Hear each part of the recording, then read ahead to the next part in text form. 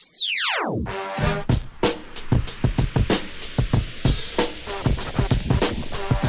time for the shop report with Barbershop Jay.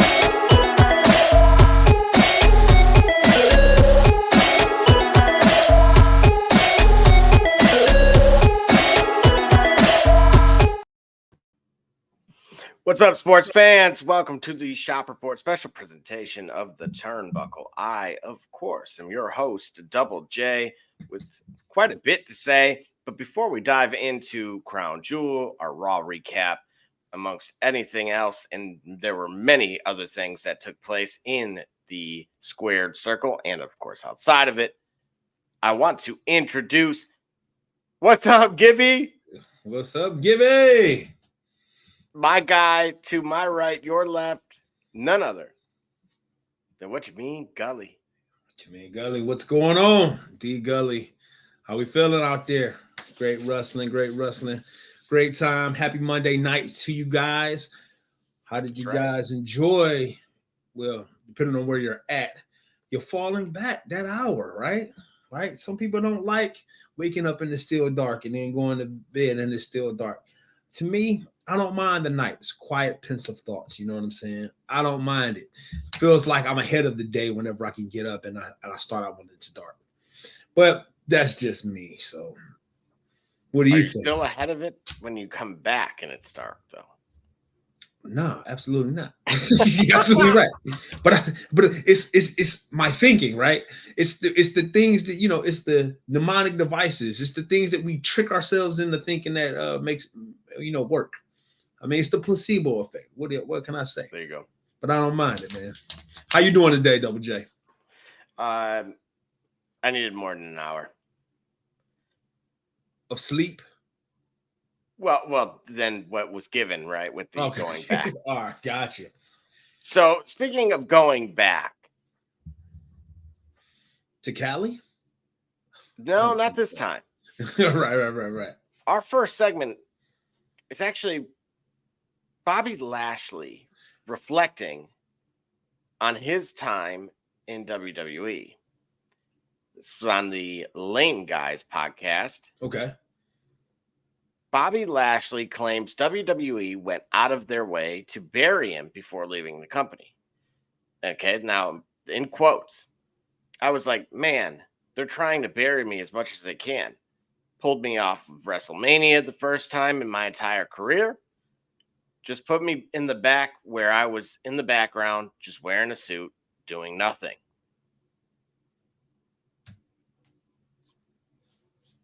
That's the end of the quote? That's the end of the quote. See, I like more context. I'd like to know. Well, hang on. We're in the midst of this is that cut time, right? I always think this is like the worst time, but I get it's the end of the year, so that's probably when contracts are expiring. Yeah. So much for that. It's the most wonderful time of the year song, huh? Right. But because we're on the precipice of this, Mm-hmm. and we've already seen some out there kind of indicate where their status was with the company. Okay. And as we've been very vocal, myself a little bit more louder than maybe others, about where I believe this can be, where this train is headed. Okay. So to hear someone like that had the pedigree that he did,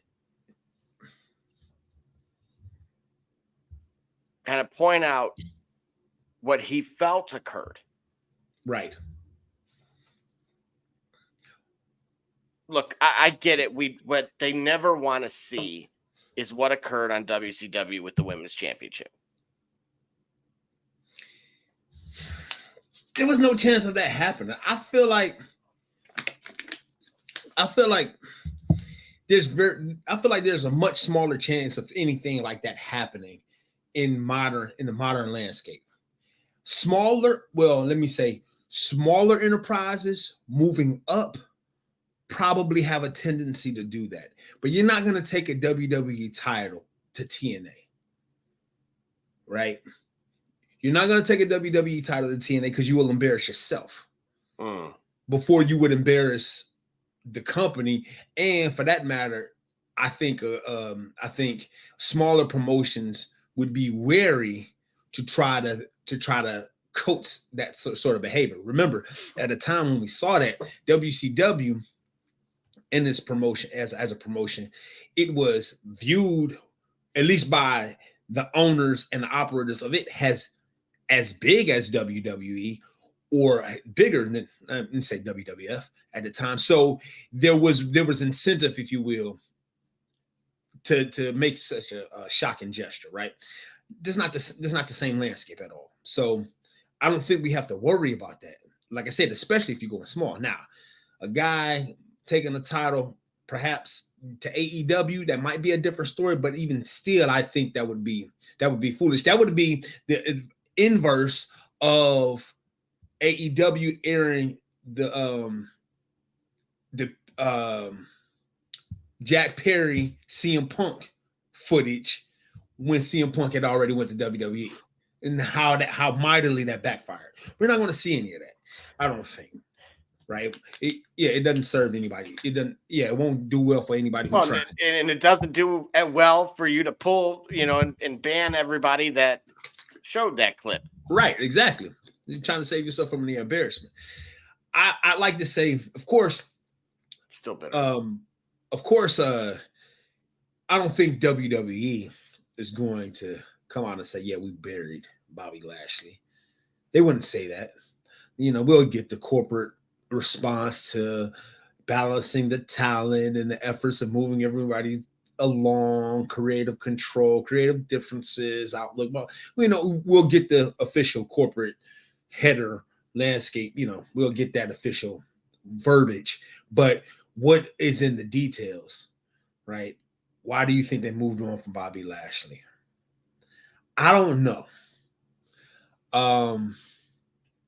Because I don't know why they moved on, considering it seemed like there was more so WWE that seemed interested in bringing him back. Like the reunion was as much an interest in Bobby Lashley as it was in WWE wanting to return to that talent because of the sense of realism that a legitimate MMA fighter such as Lashley could provide inside of the squared circle. Absolutely. So I don't know where the breakdown went. Clearly, though, if you ask MVP, the breakdown went somewhere, right? Yeah. So I'm not. Yeah. So that's where I'd like to have more to say on it, but I'd like to see I'd like to get some insight on what WWE's provocation would be, even if it's the one that I see versus the one that they'd say. I don't know. I just think maybe they ran a course with Bobby Lashley. I don't know. Well, I'm gonna start painting a picture for you, and It's not even me, because here's how it started versus how it's going. Yeah, man, because you can't help me out, because I was trying to understand what this meant. When you put this in the Discord, I was trying to understand what this meant. So as you see, this is the main event. So again, where are they? They're in where Crown Jewel's taking place. Yep. The image on the left is the last time Zelina Vega and, of course, Austin Creed, if you will. Mm-hmm. It is merely pointing out here that they're now, remember, main event is main event. It is not Crown Jewel. Right. But the last time they were there a few years ago, They were king and queen of the ring. Okay. Now they're a part of main event. And not the main event. Oh, that's what it meant. Gotcha. Wait a minute. They were king and queen of the ring? Mm-hmm. So that means, that's a push. Then Supposed to be a push. that's there. You're hitting it's going over your head, but you're right there. Right. So it's supposed to be a push, but then you just got pushed aside. There you go. Yeah, like, okay, all right, because I didn't get context. So it's like, okay, what happened? I mean, do they look Creed had great? an injury, right? Well, maybe. Yeah. No, so, Okay. so you okay? So again, we played the Lashley Yep. part. We've heard you reference MVP. Yep. Again, I'm looking at it also from like, with my Bischoff lens and saying, oh, there's TKO guys breathing down my neck, and I got too much on the, too much payroll, and I can only do so much. Oh, and coincidentally, I no longer have 2 shows, 3 shows, 4 shows, or in this case, 3 hours, Right. in order to feature more people. So how can I give, and this is what I warned everybody, that we could look back on this in 15 years. Mm-hmm. Probably won't be me, it'll be somebody else. But someone can look back on this and say, man, in 2K24, man, that roster size was huge. Right. In the same way that we did with, WCW World Tour, or, you know what I mean? Right. But is this 2-hour thing ultimately the root of the issue? Is it the root of the issue? You have less time to see you have a higher volume of people and less time to see them. Which puts guys like Lashley in a suit in the back. Right. Twisted my body from side to side. That's all he could do. Yeah. You don't even have R-Truth had to change his intro, right? He can't rap no more. Ain't got enough time. He can't rap no more. Got enough time. I don't know if that's a bad thing. Right? I mean, this sounds like the movie Old School. We got a big day tomorrow. Going to Home Depot. Like right. There no less bumps, but does that equate to less bodies? It seems like yes. I guess what I'm trying to say is what I'm thinking is that I'm sort of in favor of the talent that they are featuring. So I'm not as upset or disturbed as perhaps some of the talent that's not getting featured. So meaning, all right, Bobby Lashley, I think there's room for him. While I certainly would think there was room for him on the roster in a relevant feud, be honest with you, wouldn't mind to see him versus Gunther. I would say the talent that they're featuring now, I see. I can buy into them going that direction. And if you had to move from Lashley at the moment, and again, my eyes can be opened up. Certainly, if anybody's got opinions or comments, definitely tell me something different. I don't mind considering a change of opinion. But at the moment, right now, I can understand why they moved differently from him, why they moved on from Lashley. For me, to make it make sense, Lashley, let's see how you do now that you've gotten an opportunity where you're gone, where you're appreciated. Let's see what you do with being appreciated. I believe that you can certainly make it make sense in that sense.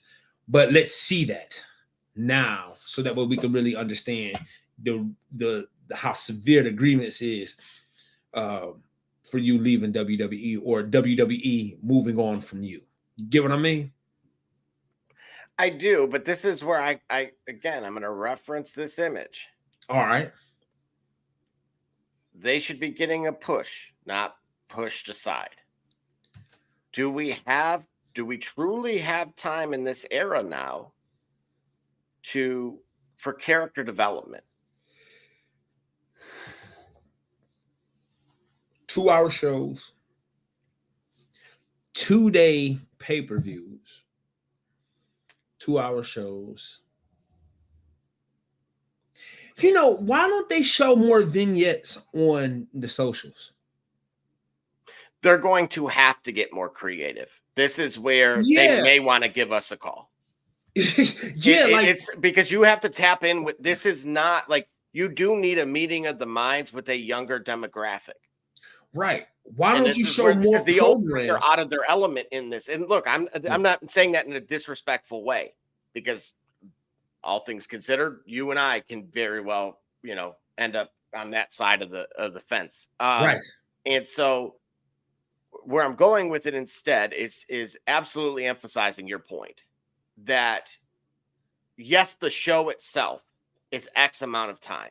Right. But now you have really 24/7, right? That all access that I talked about with wrestling or I'm sorry, not with wrestling, with boxing or with UFC and things of that nature historically. Yeah. In order to try to get someone up to speed. And maybe that's the crowd that you tap into, right? Because most casual fans, they are buying a name and they're still willing to pay a premium for that live event, right? Whether that's just being televised or, of course, in a stadium near you. So you have to figure something out. There's enough hours in the day, but there's not enough hours of the show. Right. Okay. Yeah. So make me want to see. Because otherwise, how else can you get someone to rally around Zelina Vega? Right. I need to see more of Zelina Vega outside of the show that you have. Like, yeah, it should be more. Hey, what happened to the 24/7 champion? Is it over with already? The what? I mean, the Speed Championship. Is it over with already? Let's find out. Here we go. You don't hear much about it, do you? Right.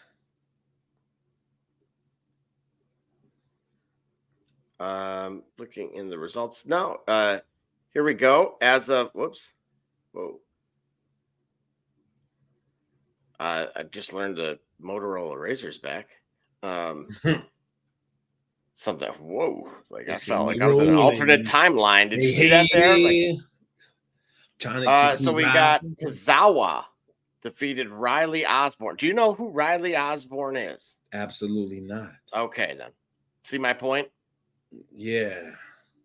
Do you see how it's like boxing? Like you got names that you have names without foundations. Bingo. Gully, you were hit. Yes. You were right there with it. Absolutely. This is so what I can see. Yeah. So I can see now. It starts to make more sense. A grievance like Bobby Lashley is like, well, wait a minute, hold on. I'm a name. I have a foundation. You don't have to do much for me to help me build so much as put me in the ring. Right? Whoa.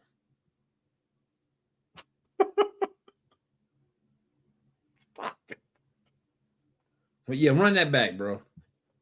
This was it. This was your speed as of this week. See, I need to see their names. You don't know who Tozawa is? I mean, context clues would tell me, but I'm saying if you see that image, no, if you see that image, bro, like listen, if you see that image, Who are you looking at? Or is this like the ad, or is this the ad for Halloween costumes? Like, get your Halloween costumes, get your outfits. You know what I'm saying? Like, I don't know who these people are. That's so. Look, I know Tozawa, thankfully. Mm-hmm. Especially for the legitimacy of our program. Spell it. Go ahead. But of course, he was part of Alpha Academy. All right, spell his name. T-O. No, we're gonna go A. You don't know. Who's the other guy? Spell his name. Well, his name is Riley, so I'm gonna go R-I-L. I'm gonna go E-Y. Fair enough. Right. So Speed only on X. That doesn't sound right at all. But even still, like, is there right. Actually, is there anything functionally that wouldn't allow them to cross promote? Well, oh yeah, you know what? That's it. That's also it. So Speed only on X. I don't think that they are able to promo any of this on Instagram. Gully. What platform are we on? We're on a lot of platforms, but thank you. Are we on a single platform? Or are we on platforms? No, but we don't have anything that says we're going to give a specific type of content to a specific media provider. There's nothing about our show, structured about our show, that says, hey, check out our show only on Twitch, to which we can promo whatever we're doing on YouTube so that way people can find our show only on Twitch. See, the Speed Championship is only defended on, so I kind of get it. What I'm saying is we should be seeing, just as a general, we should be seeing coincidentally those two competitors. We should be seeing vignettes or top 10 matches on Instagram, so we know who this guy is. And so then that way on Instagram, on Facebook, on the higher volume platforms, we'll see the guy. But then when we want to follow him, oh yeah, by the way, he's competing on the Speed. He's competing on X for the Speed Championship. So it's like coincidentally, we'll just go to X to see his match. But consistently, we're seeing him promote on Twitter, not on Twitter, on Instagram, on Facebook, on YouTube Shorts. You follow what I'm saying? I don't see these guys anywhere except for X. But with Bobby Lashley, I know who his name is. I'm going to see Bobby Lashley on Instagram because I'm probably going to watch UFC fights with Bobby Lashley. And then then the algorithm is going to get to jump, and then I'll see him. I'll see him in the WWE ring. Do you I'll see him remember at the championship. a while back, while back, Ken Shamrock? Yeah. When you knew who he was, right, and things that that he was a part of, and essentially he of course served as someone that could legitimize the brand, but at the same time he was established. Yeah. That's where we're running into a longevity issue here, and that is what brings up my next topic for you, which is this contract here. Yes. Or at least statement, which is WWE launching new indie wrestling development program. So what we have in every sport, right? So unfortunately, you'll see a Boys and Girls Club commercial that'll just rip your heart out because, as I know, the way it rips money out of my wallet, this country is bass-ackwards, as Barbershop Jay would say, with pay-to-play. Participate. And you brought up exclusive rights, whether it was for WWE Speed or your child has to specialize in one thing, and it costs you about 10 grand annually, which you start saying, well, at 1% of them making it, I might as well have thrown that in a Roth IRA, and he would have already been able to pay for his college times 10. Right. So anyway, but at least he gets to have fun. I digress. So with this being said, unlike the UFC counterpart, there is no immediate pipeline. Right? NXT evolved a little bit, but it was meant to serve as the developmental product. Right. But now it grew into a show where you can't be quite as green, like, where insert Coldplay, where it's all yellow. And so you have an obligation to basically make sure that you have a healthy pipeline for the next 100 years, as Vince McMahon would have put. Right. The forever portion of that then, now, forever. Right. What do you make of this deal? Because Booker T's wrestling development is included in this. Yeah, so what's old is new again. What do you mean? All right, so this is something you might be able to educate me then. Go ahead. So this is the territories. This is the National Wrestling Alliance. This is exactly what it is. It's these different individual territories now part of the network. What I see the appeal that I see in it is you work in these farm territories. You have established veteran Hall of Famers that are heading these different territories. So you're getting authentic, true development and wisdom and encouragement from guys who have made it to where you're trying to go. Guys who have made it to the big time. And not only have they made it to the big time, they played big in the big time, right? Cody Rhodes, Nightmare Factory. Reality of Wrestling, Booker T. These are WWE champions, Hall of Fame careers, heading different base shops. So you have an indie, you have the small time, you have the development, you have the green, but what you also have is you have these guys learning how to actually take bumps, learning how to develop characters. You have the farm league separate from the independent outlier leagues where there was high risk, little reward. So while we like to watch the local wrestling promotion that goes to the traveling circus, and those guys make death-defying leaps inside of a gym with 50 people for $50, you won't have that. You'll have people that are taking healthier risks because they already are in a pipeline. They already have a path to make it to the big time.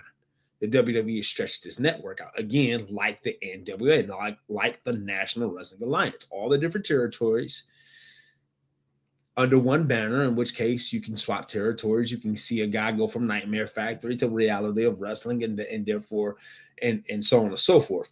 I sort of like it because with that WWE ID distinction, it does feel like at least there is a path directly from this organization all the way up to the big time. And it may not be as much of a guess as if I go indie, go Ring of Honor, or let's say go development to Ring of Honor.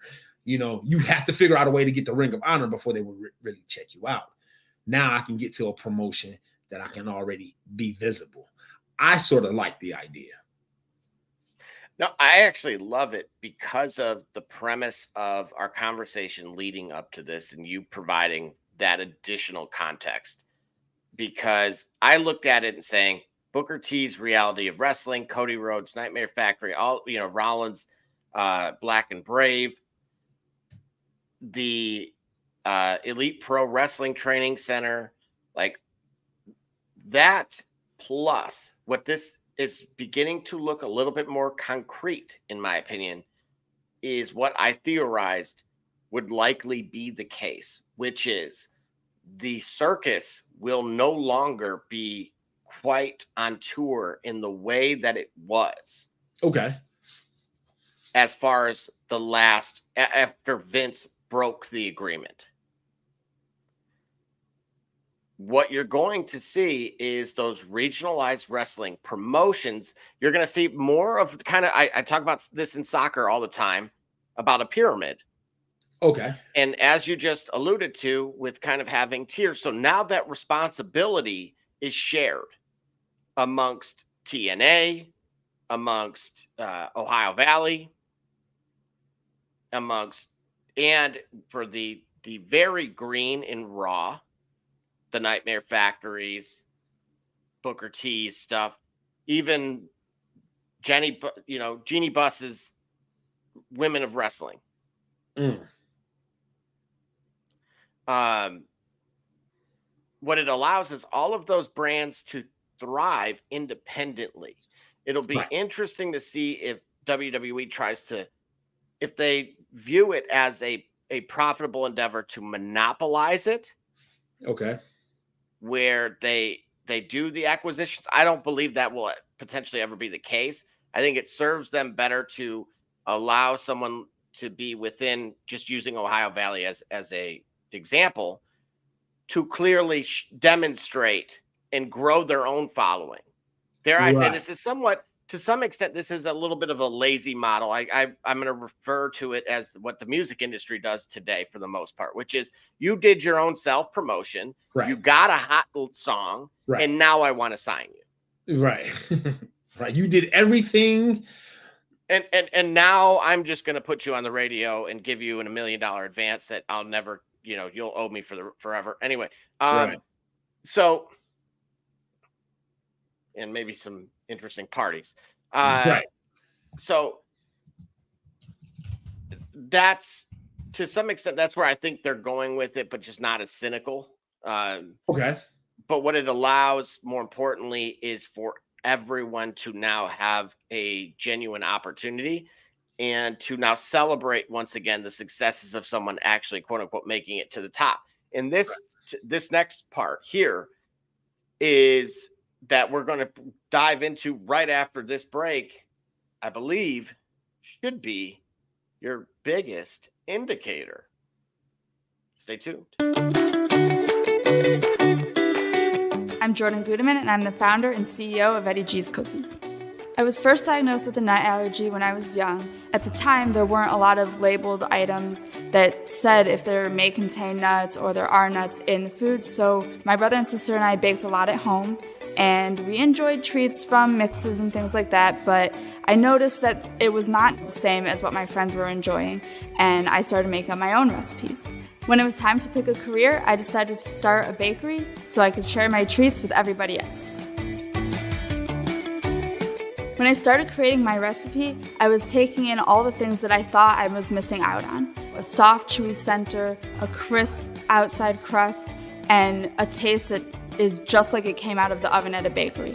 When I put all those things together, I had come up with a recipe for a dream cookie. Eddie G's Cookies only uses the finest ingredients. We have all natural flavorings, no preservatives, and every cookie is made in a nut-free environment. The best part about Eddie G's Cookies is that they can be delivered right to your door. You can share them or not. We won't tell.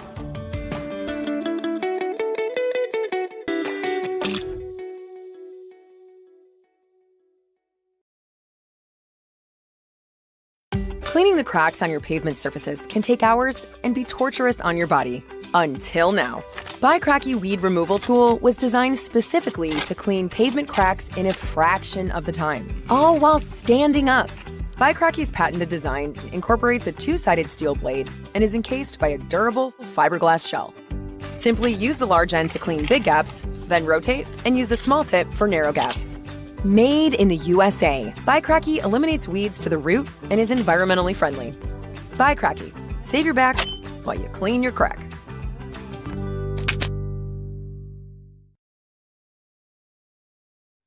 What it do, sports fans? It's your man BSJ from the Shop Report. And guess what? The shop is now open for business, baby. If you're on Facebook, go to our fan page, The Shop Report, click on More, and then Shop to view all products. Or if you're on Instagram, click on the Shop tab to see all our products. I mean, what you want me to do? I'm selling merch here. All right, and just like that, we are back. And here's what we have next. As promised, Backlash is announced. It's going to be brought to you live from Tokyo, Japan, from the Tokyo Dome. Ooh. D. Gully, given the nature of our conversation up to this point, what do you make of this? I want to know what that card is going to be. Is that card going to be plastered with a lot of high action, high octane wrestler, akin to the style we most closely associate with Japan, or are they going to try to contrast it, or are they going to just stay the course and deliver whatever WWE branded wrestling is? Stay the same course in terms of the bouts you have, relevant to stories you're telling, relevant to the feuds or programs you're having, or are they going to try to bring a showcase of that Japanese style to Japan? I'd like to see them try that. I would love to see Rey Mysterio find his way on this card. Andrade find his way on this card. Cody Rhodes gonna be there, but against against who? Heck, if we could find a way, a Seth Rollins type, somebody give a high activity show, a high activity match. Interesting. I look at this and say, okay, Mania being wherever is Mania. Nope. Yep. Not a surprise. But then this, on the heels of the success that we saw with the France show. Yep. Then the rumors circulating about a London show, which then kind of like hit the brakes because they didn't want to bid a certain amount. And now we get this one. And don't get me wrong, like you forgot about Clash at the Castle. Well, right. And again, but this is where I'm going with it. Right now, what they're exploiting is truly the global aspect of this, and which is great for the global audience and probably revenue. But there is a con to this. What is it? The casual fan. How so?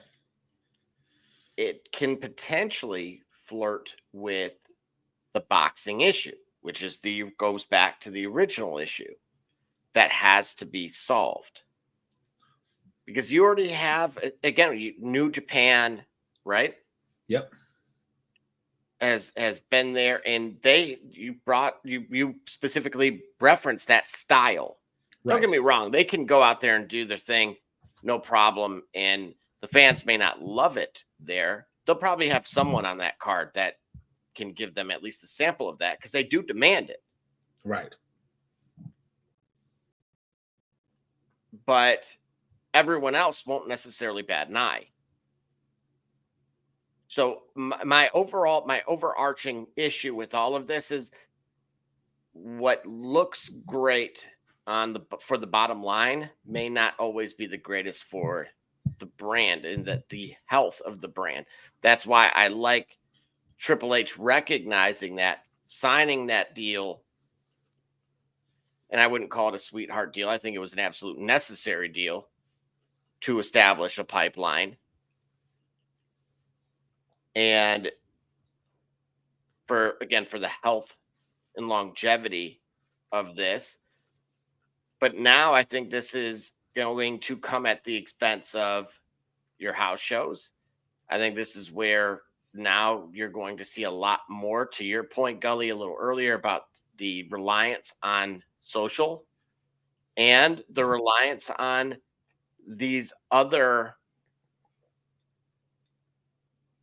promotions to establish. That's where that responsibility is going to now. Right. So leverage the landscape. You don't have to do it all yourself. But what so where I'm curious on those, because UFC at one point there were plenty. There were like 2 or 3 other promotions, and they bought one of them.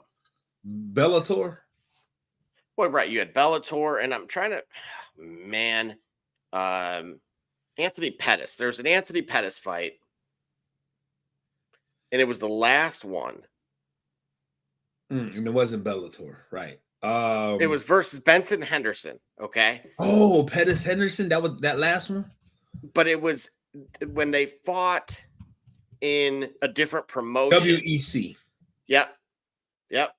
Dude, I remember just my jaw dropped, right? And I knew that was it. They were, they were moving to UFC. Both of them were.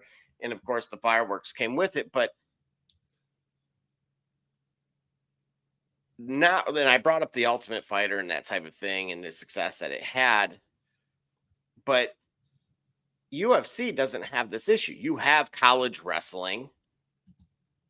You have global gyms that are global gym. That's right. The Purple Cobras. And that are teaching certain disciplines, like not, shock therapy if you're trying to eat that donut.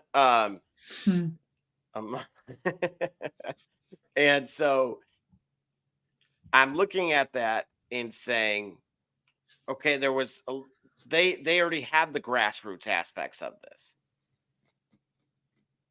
Therefore, kind of re-emphasizing where some vulnerabilities are, but is the rural communities, the Erie, Pennsylvania kid, is the Altoona, Pennsylvania kid, is the Howlers in West Virginia going to be able to keep up with shows not coming to their local civic center? Okay. See, Mrs. Alva, if you can dodge a wrench, you can dodge a ball. Right? Oh, man.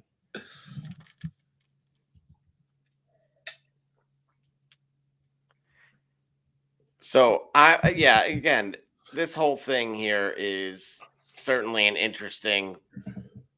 I don't want to take away from the fact that all the positives, right? But I don't know things in a very macro lens that I think most right, but you have to capture this though, right? You have to capture. You have to capture. It would be wise.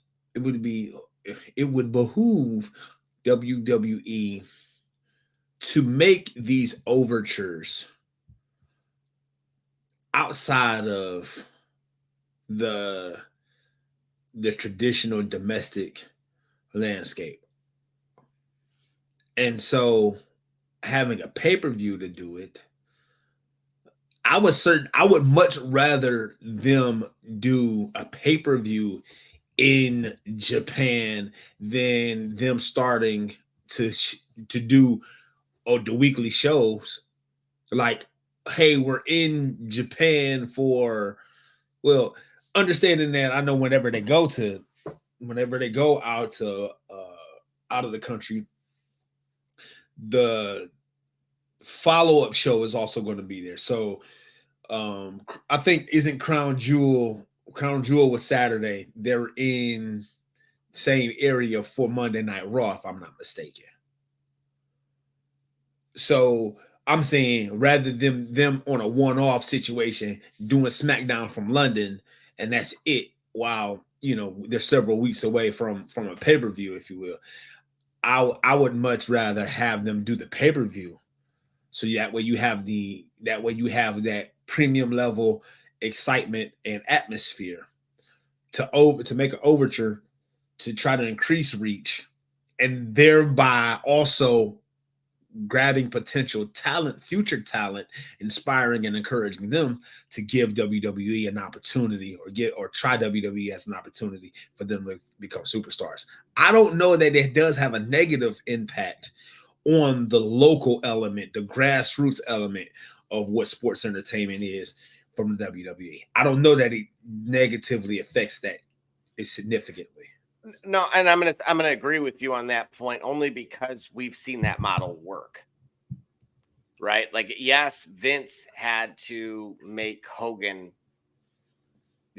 become larger than life, right?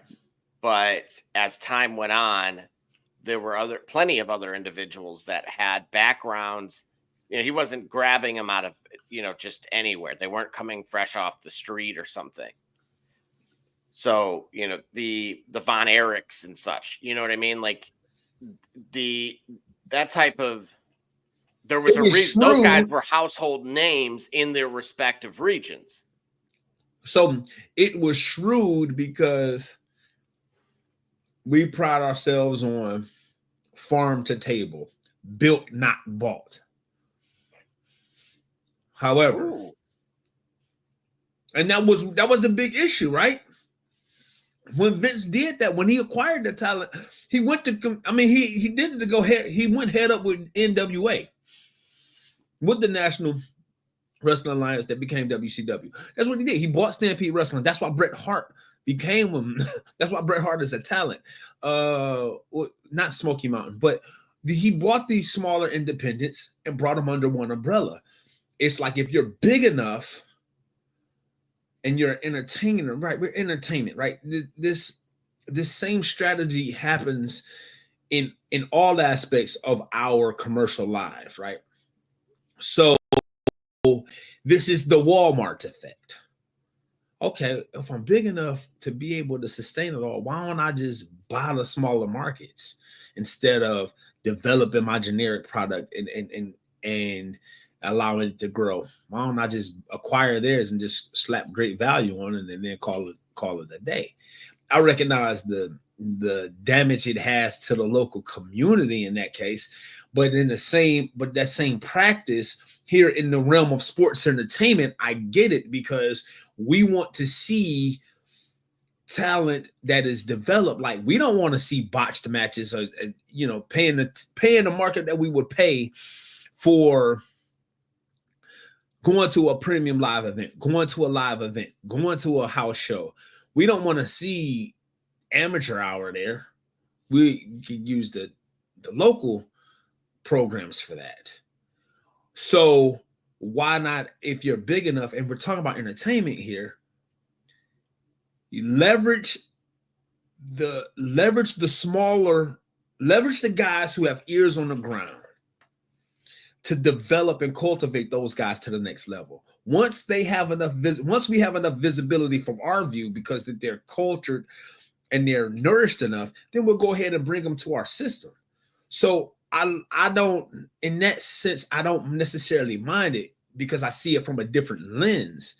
And I don't think it's a poor reflection of the homegrown developmental territory to be acquired by the big guy, because the homegrown guy, I don't think that they did that just to be there forever, unless they're financially secure and they're good and they just love doing what they do and they don't need anything bigger from it, just other than to stay in their local area, other than to stay in the Alabama, in the Alabama, Arkansas, Georgia area. If they're fine with that, just staying there, then I can see why they would be upset being acquired by a bigger fish that's going to have them travel. I get it. But largely speaking, when we talk about entertainment, I get it. Leverage the smaller guys that have ears on the ground to do it. And then when their talent wants bigger, they'll already be ready for us. That's what happened.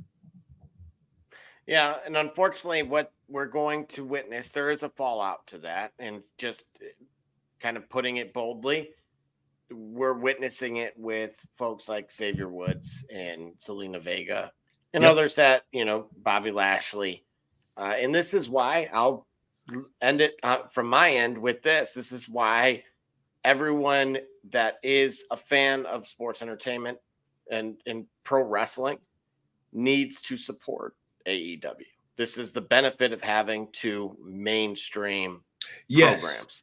Yes. And we got to give some more love to AEW. I got to give some more love to AEW. We need to give more AEW. Well, I tuned in. Mm-hmm. Yeah. See, I was on the road. I know. I'm just messing with you. But no, but it's fair. But you're right.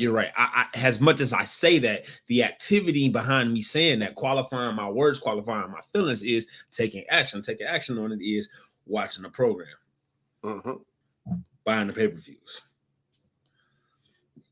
Crown Jewel. Speaking of overseas promotion, took place over the weekend, right in the thick of things, and we had quite a few matches to get into. Where to start? So start with the first match. Do you really? Yeah. Let's start with the whole Samoa showdown. Absolutely. How do you feel about the new bloodline defeating the OGs? I like it. At this point, Solo needs a new finisher. Oh my gosh, that is so basic. And I think his finisher is what made it anticlimactic. I'm serious. Like, all right, I know that Roman Reigns has the Superman punch and a spear, but it's something that when you see it, it's like you actually see both the sender and the recipient clash, and you get to see a wild expression. That Samoa Spike, like he need a kick or something, a kick, a face plant, even a forward, a front face DDT. His Samoa Spike was so, and you can tell that even the audience, they looked at it like he needs a new finisher. Overall, yeah, I think it was cool to actually have him win. But the finish was kind of like was missing. The finish was missing. It was missing a lot. And I think it was some confusion. Like, how would you have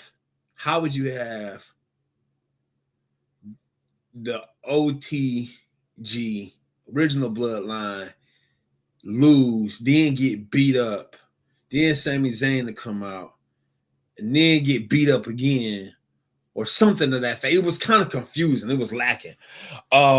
The discord between Jimmy J and Roman, I kind of dig that. Like there were some good elements of it. I just think as a match, it didn't pay off very well. And I feel like Solo needed a new finisher.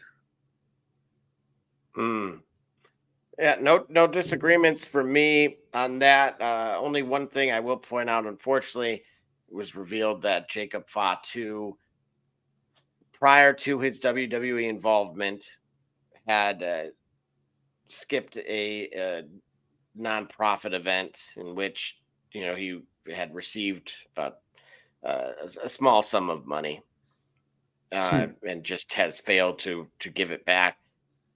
Look, in my best PR voice, our game plan would be go there, and personally hand them whatever that amount was, maybe with a little bit of interest, right, and sign a couple autographs for them to auction off, and then get back on the road. No, I'm laughing because I'm just thinking about the footage of where Vince McMahon made the Ultimate Warrior apologize to that kid.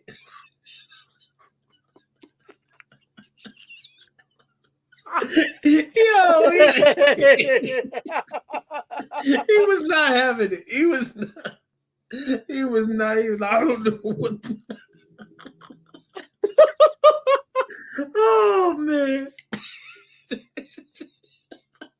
Yo, that's what I think of when you say like just go there. Like check if I do like what am I here for? I didn't want to go for a reason. Like, all right, man, just let me just send the money. Oh man, he made him cut that promo.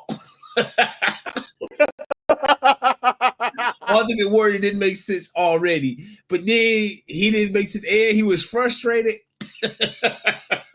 Bro, why do I want to like risk it all and play it? Oh my gosh, man. Oh, listen, we gotta sit down. I think maybe one time we might just share that when we find the footage of that. That is hilarious. I got it already, bro. You got it. Oh man. Oh man. Oh boy. Oh, that is that's what we don't own the rights to this part of it. All right, people, get on my back. Like, oh boy, yeah.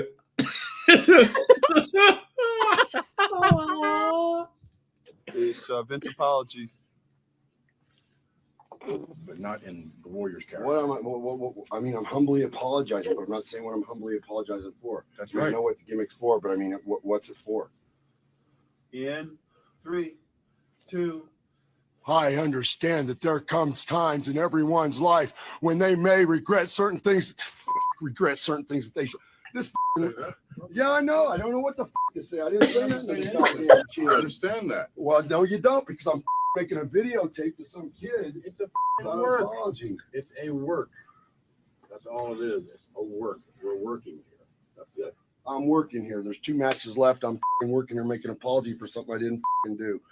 This guy's really whatever I should have, whatever it's supposed to have said to the guy. I wish I had said to the guy. Me too. Did you get that at the end? Yeah. Me too. Yeah, me too. I wish you had said to the guy right now was me too. Oh, so you know what? But actually, for the first time I got it, so it seemed like they was on the same page, and Vince didn't really want him to do it, but he knew he had to save face. Oh yeah, 100%. So it was like, I don't even know what I'm apologizing for. So I wish I had really said to the guy, yeah, I wish you had said it too. Like, I don't feel like being here either, but bro, we got to get this done. This is what he's stage. I don't understand. I don't know what I'm. And then here comes Bret Hart. What am I doing out there? What am I doing out here? Bret Hart. Yo, we gotta have another segment, man. I just thought about this, and I've said this before, but we got to bring that up. If maybe I need to get the console game, one of the consoles again, we got to do something. Build it and book it. Fantasy match. You tell me how it's gonna go, and maybe we could play it or reenact it in like one of the games in 2K24 or something like that. So when I say it, it's like build it and book it. Savage versus HBK for the WWE Championship. Build it and book it. What's the premise? How does the match go? Who gets the 1, 2, 3? That's the first one. Build it and book it.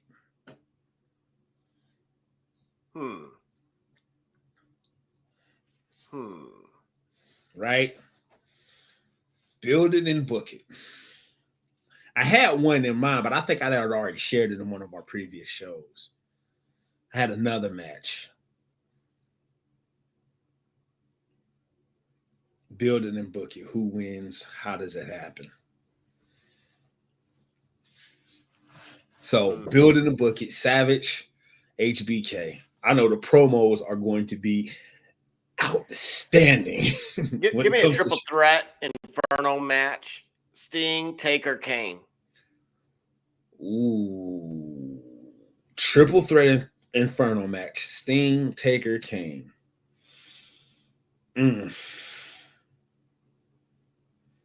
There's enough juice just with 2. But let me be different. Mm-hmm.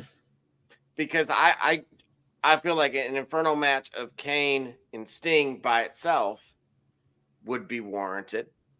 The obvious of Taker and Sting, no, goes without saying. You know what? So why not take you back to that particular WrestleMania era? Okay. And throw the three together, which is the way that you could get Sting over the Undertaker while preserving the Undertaker's legacy, but while protecting all of their legacies. What happens is Sting will end up pinning Kane and getting the win in the match, but not really beating the Undertaker. And that's something that'll leave both of them seething. You get what I'm saying? Sting hits a Sting. I don't know out of nowhere it gives a scorpion death drop on Kane, gets the 1, 2, 3, wins the match, and Undertaker and Sting are looking at each other, knowing this isn't how I wanted to do this, and I don't like it as much as you don't like it, but I did get the win.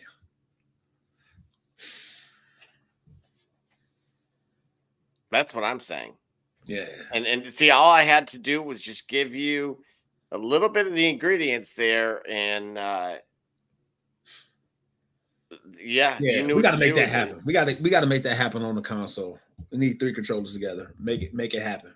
Give it a match.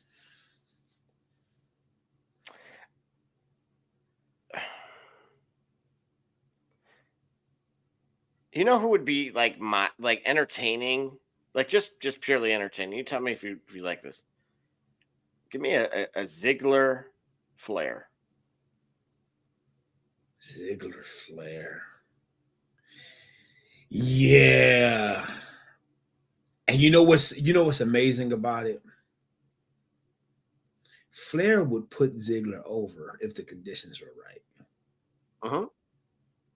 At the same time, I wouldn't mind seeing Flair at a certain age. I'm going early 90s, so I'm going like 92. You know what? You can give me 2000 Flair over Ziggler.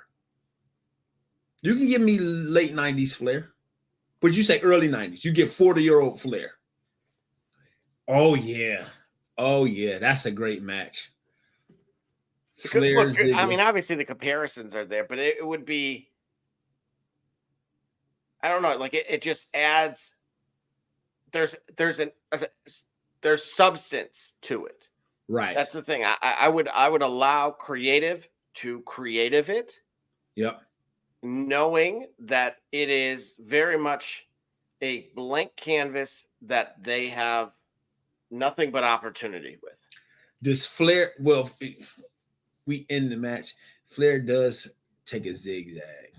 Flair ends up making Ziggler submit to the figure 4. I think he puts it on him like 3 times. I think he gets it on him 3 times. Man.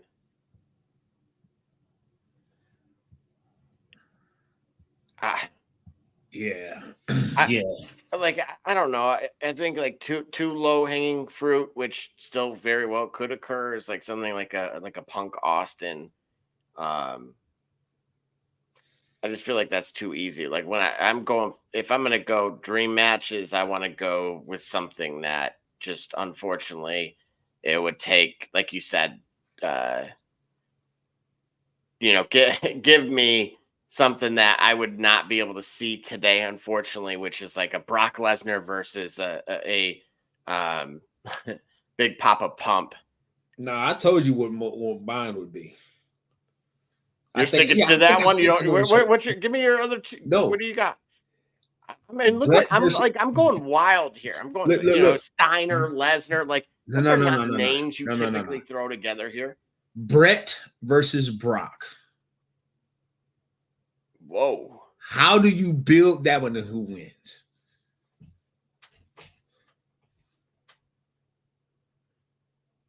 I think Brock wins that match. I think I still have Brock winning that match. But I think what happens in that match is that Brett's resilience shows up. And I think he just takes one too many F5s. Right. Like, Wow.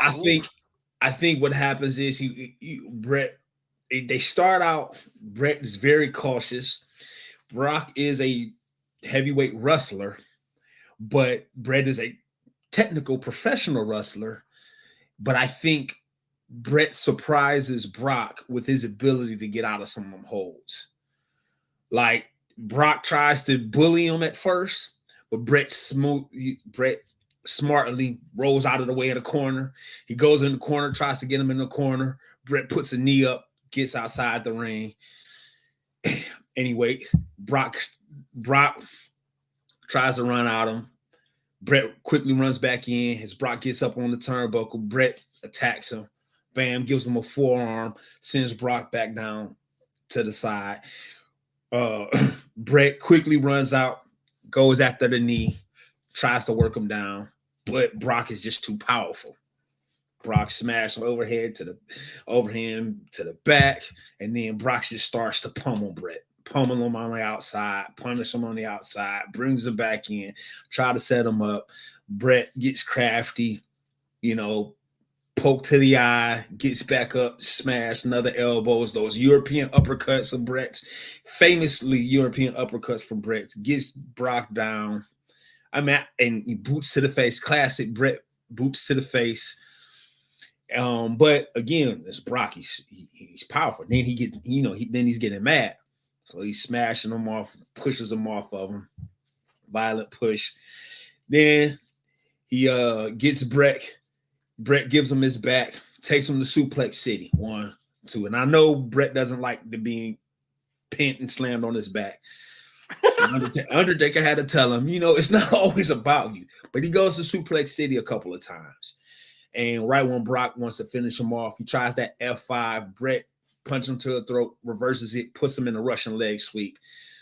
And then comes back quickly, second rope, elbow, punches him, gets up, starts working the leg. Brett starts working the leg of Brock. I'm giving away too much. I'm giving away way too much. But I think Brock does get the win over Brett, even though Brett is like my favorite professional wrestler of all time. Yeah, he's my favorite. But it's a classic match. It is a classic match.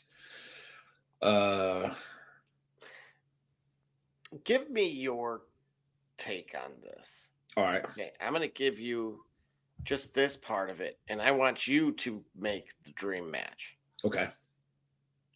All right. All I have is this half, and because I personally have struggled with this. Again, the triple threat. I don't like triple threats for titles. No. The triple threat, meaning Dean Malenko. That triple threat. Yeah. Give me 3 that could actually go against them. That can actually hold up with them. That's the thing. Like, I tried going with like some of the AEW guys that have had success that would have worked. I want to say that what were they? The Super Click back in the day. Then I thought about the original Click.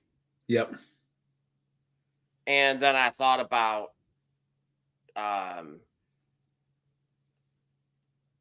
a couple different. Hold on, wait. Horsemen versus. Hold on. The triple threat included. Who were they? From WCW? Yeah. So again, the original members of the triple threat were basically Benoit. Yep. Douglas and Malenko. Now remember, Shane Douglas was huge in ECW, at least from Yeah. My own personal vantage Yeah. point. Yeah. But I think he was a 3 or 4x champion. Yeah. Shane Doug. Yeah. And then, So of you course, said Benoit. I know the word Benoit is like, gets censored today, but I'm going to say it anyway for what it was worth. As a wrestler, not anything else, just relax. Yeah, man. That's the thing, man. We got to talk about that at another point too. Professional wrestling the gift is like comic books. These are personas that are timeless because inside of the realm of the ring, they can all exist. Outside of the ring, these are humans and all that. So I don't know many of these guys personally, but professionally is the only area by which I know them. And inside of this one aspect of these personas. And so for that reason, I can talk about Chris Benoit, but I can tell you every time I do, it's this line that goes across my face, almost like this: the wrestler and what he did to his family.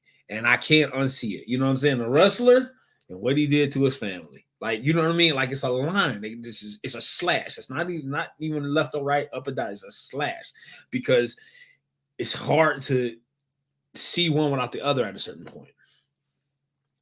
But if you talk about the triple threat,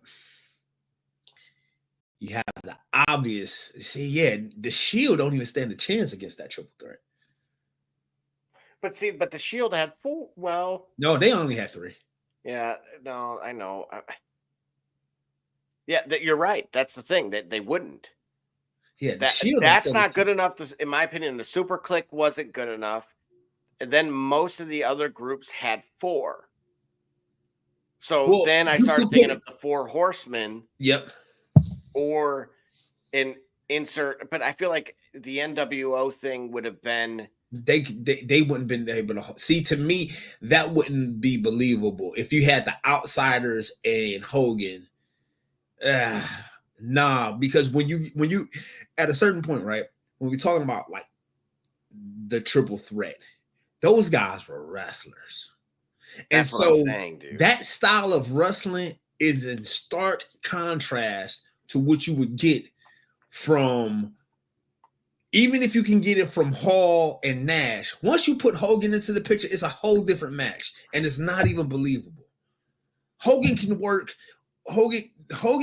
with Hall, with Nash, with Goldberg, and you know what type of match you're gonna get. With this one, you can't put Hogan in there. It don't fit. It doesn't fit. It's 2 left shoes. So what about your Canadian combos? Yeah. Could your Hart Dynasty? Right. Listen, Jim, Brett, and Owen versus triple threat. Mm-hmm. Or Jericho, Mysterio, and Scott Norton. Oh man. yeah. But see, now you're trying to triple threat, right? yeah. Jericho, Rey Mysterio, Scott Norton versus triple threat. You want to talk about a match? I don't know how to call it. But dude, that is so like, that is the essence of it. Like that is you're going Super Saiyan. Yeah. It's over. This is over 9,000 people. Like this is this is furniture moving. This is yes. That Saiyan registry. Yeah. That's a triple threat for you. We got to think of some of these matches. You know, we need to post some. Yeah. I mean, look, that's you don't have to give us Raw, and we got to get these people home. Right. and get ourselves actually. Yeah. Where we don't cause an accident in the morning. Yeah. So moving along back to Crown Jewel in this century, unfortunately. We had the women's title, of course, Bianca Belair and Jade retained. Yes. Wasn't terrible, but it certainly had some hiccups again. What do you think is that? Is that This? I look, bro. I'm gonna say it this way. Mhm. To your point about Hogan earlier, yeah. some of the most legendary names couldn't make it today because nobody hates wrestling more than wrestling fans. Well stated. Well stated. You have to be perfect now. Because otherwise, again, I'm going to keep quoting freaking Coldplay here, where we're going to end up having, somebody, our copyright infringement. We're going to get a takedown notice from Universal Chris Music Martin. Group for It Was All Yellow. Right. So I think about that frequently because I don't want to be. I get it. I see it. Mm-hmm. I see it's not that clean. Okay. And I turn on AEW and I see some of that there too. Do you see? But better... you have to. Do you remember like Wabi Sabi? Right? Isn't that beauty and imperfection? Yes. Like it's. I almost swore. Like, come on, dude. Like, at what point? Name something that everybody's perfect at. Right. Nothing. Nobody's perfect. It just. But why does it seem more obvious? Oh man, I was trying to give us an out. Yeah, but I'm saying so. No. It could be inadvertent chauvinism. We looking harder at them than we would. Like, we looking harder at them than we would Jimmy and Jey Uso. And as much as we skewered that match. Now, hang on a second now. The Yeet Man, okay, my best Rikishi. The Yeet Man has outsold everybody. Really? Merchandise? Yeah, I would have to Google. I'm going off the top of the dome. I know for a fact. Do you think talent-wise, you think he's ready to ready for that title? The fact that they jobbed him like that. Yeah. He's too big of a star now. This is trying to jam Cisco back during Enter the Dragon.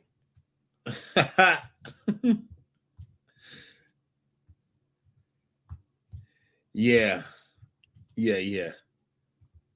That's why he walked off stage.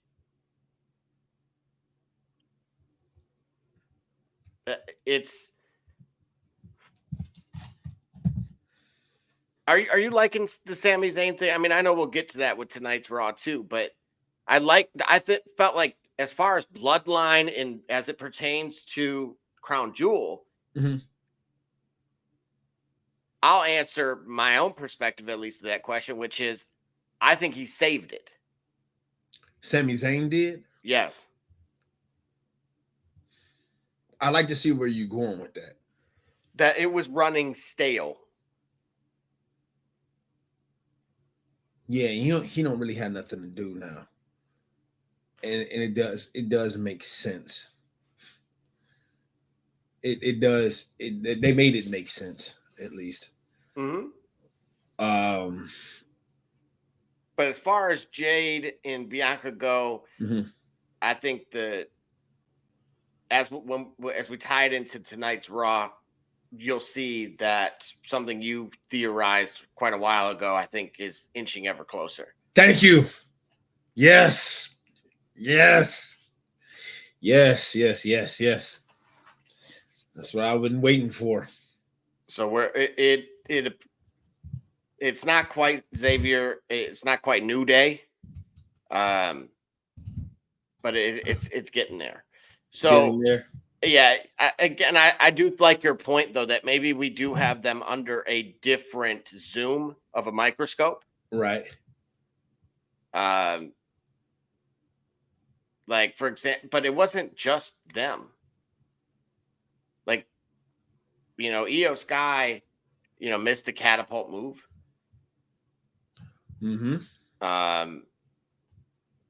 Chelsea Green got slammed on her side instead of her back when she was tagged in. Yeah. These things are,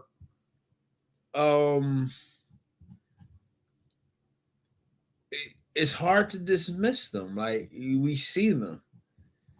Do we see that? Do we see these type of miscues from AEW talent this consistently? Some.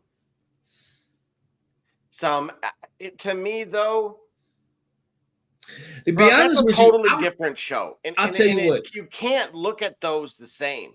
No, and it needs to be that way. Like, when you watched GCW back in the day, Uh-huh. or even WCW, did you really watch them? Like, even though we were going back and forth, right? Yeah. But you were going back and forth in order to capture what they were doing, not how it compared to what the other was doing. Fair enough. That's what's being missed here. We're looking at it today like, oh man, this is where the storyline is going here. And these guys are freaking all so green that it looks like, they the scene from The Sandlot and they're on the roller coaster or whatever, Yeah. They just had the chewing tobacco. Like, no, it's not the same program. That crowd is a lot more intimate. There's nothing wrong with it being a smaller venue. Ask ECW. Right. Like, come on. Like, Paul Heyman knows it. So I don't want them. I want everybody to be able to enjoy them for what they're trying to do, which is not to emulate one another. Right. And so seeing what would appear as a miscue. Yeah. I don't know. I don't. You take it away. You got to run with that. All right. We talk about a lot of matches that when we see the women's matches, usually it's like a tag team, mixed tag team. There's like 6-8 members out there. I feel like that's a high volume of that's a lot of people for you to remember what's going on, or for you to know, or for you to attack, right? If we're working on it or if it's a shoot, regardless. And I think that oftentimes causes the confusion, is because mentally as individuals, these talents are looking for a lot and waiting for a lot of cues. It's like a play, and everybody has parts almost at the same time. The dialogue is almost at the same time. And so it leads to rushing, it leads to forgetfulness, and it leads to not finishing finishing your breakfast or finishing what's in front of you. So we get a lot of mistakes. So then let me ask you this, right? Because part of this fallout lately is Baron Corbin, right? Yeah. So it's been reported that he was filming a Netflix commercial 6 days before it was announced he would be departing WWE when they declined his contract. Wow. He confirmed it, that was a fact. He was there.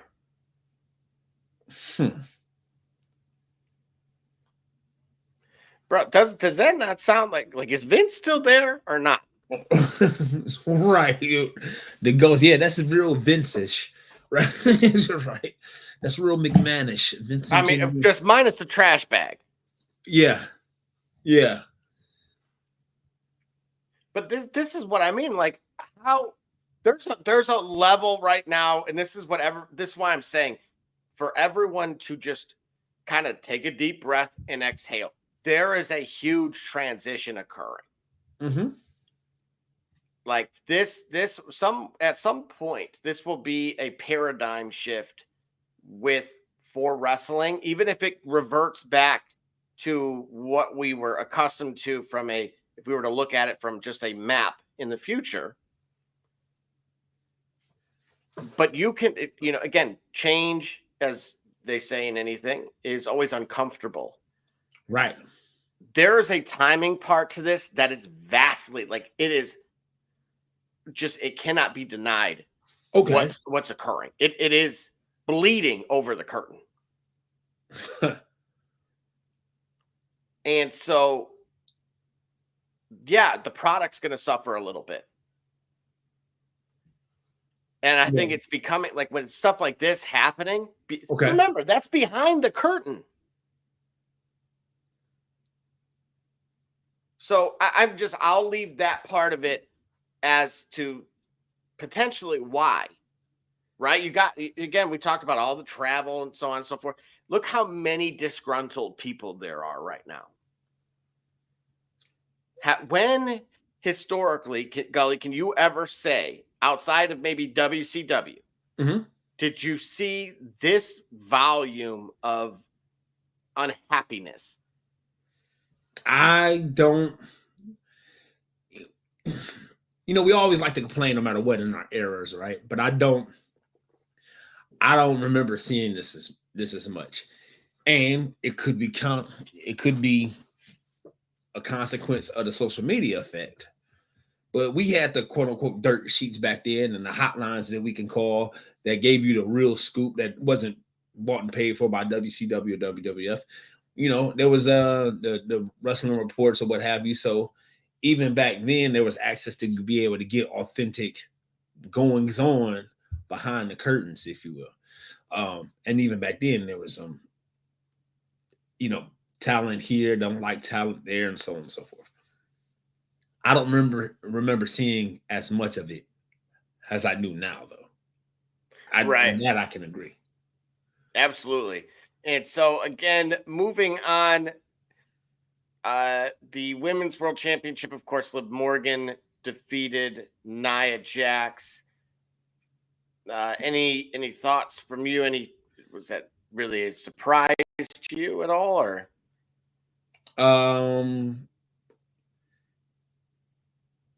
Yeah. And I hate that I didn't see that. I gotta watch that match. Yeah. The fact that she won it, I gotta see how that happened. Because Nia Jax has been one that's known to have some miscues in her matches for sure. She stayed winning. Well, but again, I felt like it was underdog versus monster. And of course, if you're, Tiffy Time was attempting to cash it in. And then, obviously a bunch of distractions. Right. We'll get into tonight's Raw, but I'm not surprised just because I didn't think the timing of it was right. So okay, that's my final thought there. All right. Only other match I paid attention to was the main event. And that's Cody, the American Nightmare versus the Ring General. And I had to say, pretty decent match, pretty solid match. A lot of what they did made sense. I would have liked to see Gunther win, though.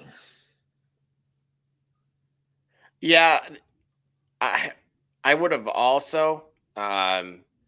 Just I don't know. I just still am kind of.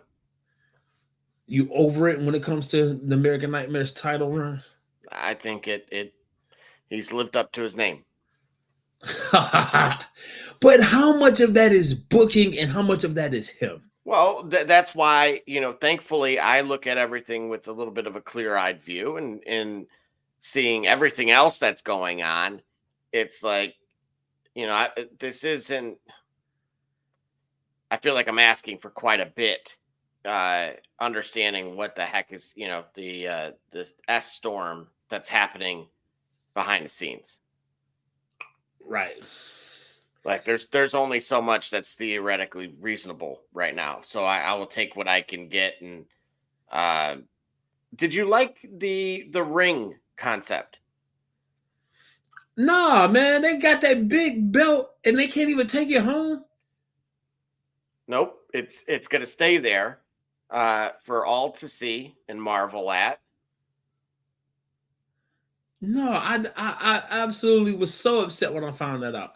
All right, they get the rings and they get to keep those, but that huge belt, everything that they did to craft that and the plates and all, just for them not to be able to take it. But what do you think about that though? Because that's more of like a Super Bowl ring type of deal now, right? It adds a different dynamic, kind of shows growth maybe to the company, and again gives you, the common person, a chance to actually get your hand on the real thing. Maybe not get your hand on it, but be very close to it. Right. Yeah, I wish they'd had to been able to keep that belt.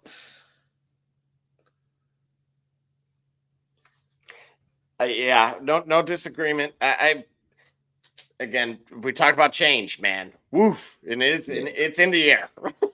Right. I'm gonna leave it at that. It's in the air. I did want to point out, I did like the Orton and the Orton KO match because it just felt like Monday Night Raw. Yeah. It was not what I thought was going to happen at a PLE, and that's okay with me. It was different and fantastic, right? Why the heck not? So I'm cool with that because it breaks the monotony, and so I'm okay with that. And as far as I think we missed just the LA Knight retaining in his triple threat. Right. Good for him. Yeah. Yeah, I mean, pretty much, right? Like that one though, I would have said, like, honestly, if I were to kind of do my scale, right? Well, that's what, I should have asked you this first. Okay. If you would have did your Gully scale, which one would have had the highest grade? The match of the night. See, I still gotta watch it because I didn't. Man, I'll tell you what, I missed. I didn't watch the best matches. I'll tell you that. I know that. I didn't watch the best matches at all, except for Cody and Gunther. And that match was a solid 3 out of 5. Well, yeah, that wouldn't have been it for me. What would you have had? I felt like the Bronson Reed Seth Rollins match is something that you can take, or feud, if we want to call it that. Mm-hmm. It's a recipe that will be recycled more frequently under the new format because they didn't talk very much. So it defied the buildup, but this is what you can do when you have someone that's established with someone that is getting pushed. Right. Okay. Makes sense. So now you have something that you can cook with that, moving forward, this thing works. Yeah. They delivered. It wasn't my match of the night or anything, but it at least, I didn't feel like Seth, being as experienced as he is, I still could have at least semi-viewed him as the underdog. Okay. Like, it wasn't that over. Like it was close to even. There was of course, a variance there both ways, but size versus experience, and that's something. Again, think about how frequently we talk about those two things in other sports. Right. See what I mean? Now you have some ingredients there that I feel like are absolutely repeatable. There we go. Yeah, fantastic. So again, otherwise, quality PLE. I think that's what we're going to get used to. Yep. And otherwise, with that being said, we will take our next break and then quickly dive into tonight's Raw, and of course, end with our Name That Superstar. It's Kate Cunningham, and you watching the Shop Report. I'm Army Diallo, and you watching the Shop Report. It's Chris Murray, and you're watching the Shop Report. Oh, you're Jay Knight, you're watching the Shop Report. It's Braxton Key, you're dropping in on the Shop Report. Barbershop Jay, Quentin Hines, Super Bowl champion. I'm ready. Let's do it. I'm on. Hi, I'm Mars Edwards from Mercury Stadium, and you're watching the Shock Report. Hey, I'm Billy Butler, and thank you for watching the Shop Report. Hey guys, I'm Les Norman, former Kansas City Royal, and you're watching the Shop Report. Commander Brown, Detroit Rivers Mountain Training, and I'm watching the Shop Report. Hey, this is Doug Flynn of the New York Mets. Well, a few other teams, of course, too. And you're watching the Shop Report. I'm Matt Ramos, and you're watching the Shop Report. How you doing? I'm Rajay Davis, and you're watching the Shop Report. How you doing? This is Nelson Figueroa, former Major League pitcher with a lot of teams. You're about to listen to the Shop Report. Hey, this is Howard Johnson. You're watching the Shop Report.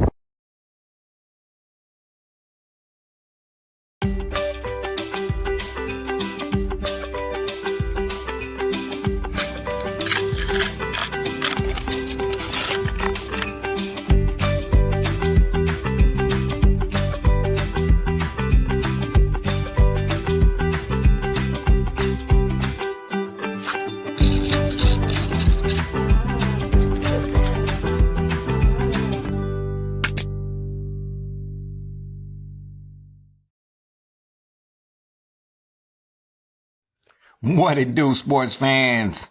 It's your man BSJ from the Shop Report. And guess what? The shop is now open for business, baby. If you're on Facebook, go to our fan page, The Shop Report, click on more, and then shop to view all products. Or if you're on Instagram, click on the shop tab to see all our products. I mean, what you want me to do? I'm selling merch here.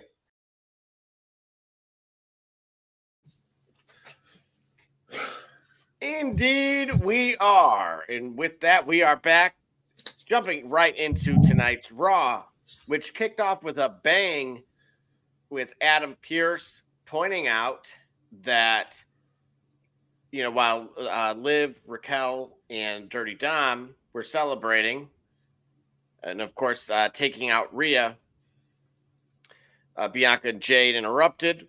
They want to face Liv and Raquel in a tag team match. And Adam Pearce then announced that there would be a battle royal to determine who the number one contender is for Liv's belt. Ah, okay. Now, that was a battle royal match, and the victor was none other than Io Sky. Interesting.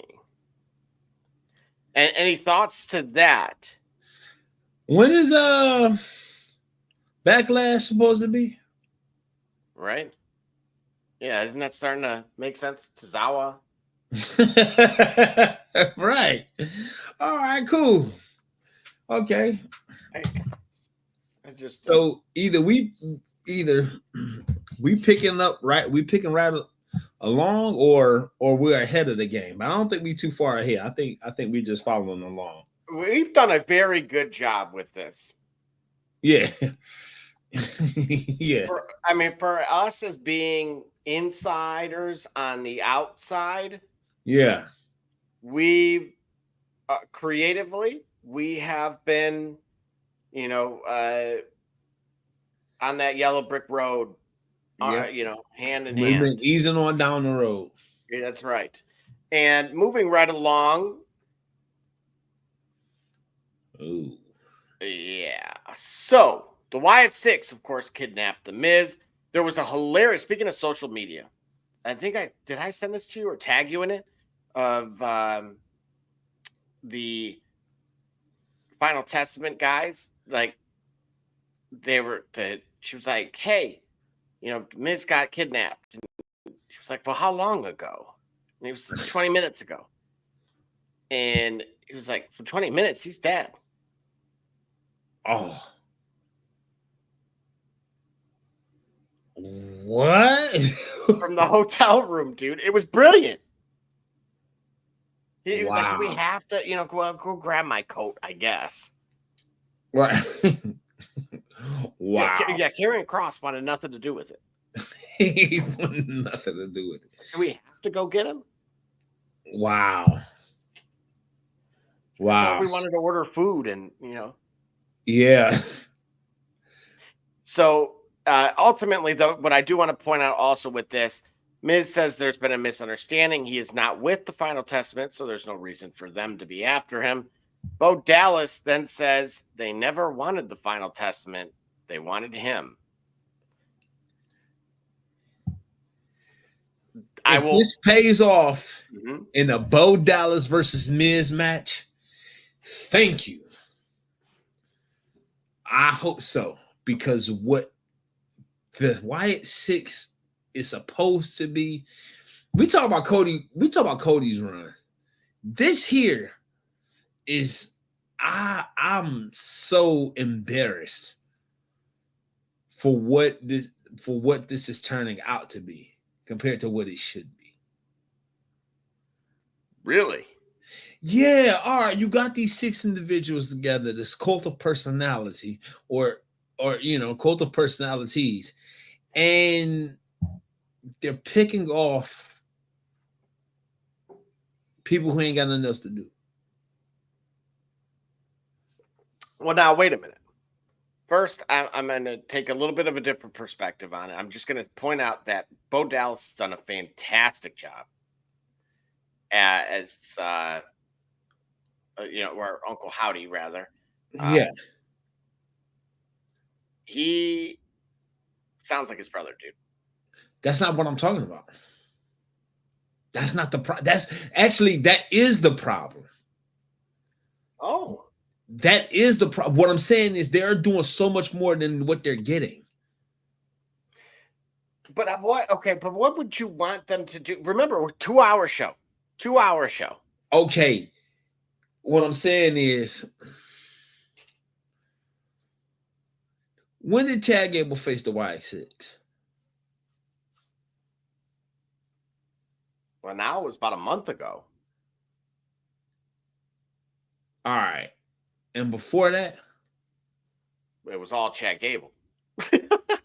Yeah. So what I'm saying is I want them to rip apart the Miz.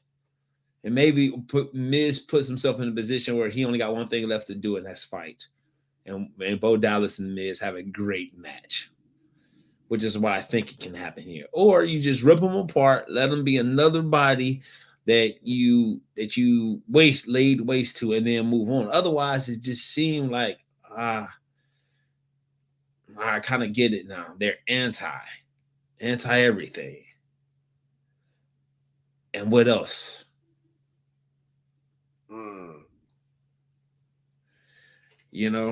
That's what I'm saying. Right. And I don't think you're wrong, and I can't believe I'm coming to the defense of this, but I'm trying to let me be the voice of reason. Okay. Get us into creative on how to utilize and build, and more so not even just build, but sustain. Okay. Sustain relevance, even if it's because you said this earlier, and that's why I'm pointing this out. You said, where's the promos? Yeah. They're giving you vignettes. They are. Yeah, they are. Okay. So now what you're getting is actually the closest real life example to date of what your suggestion would appear to actually do or deliver on. Is that and what you're saying is that's not good enough? What I'm saying is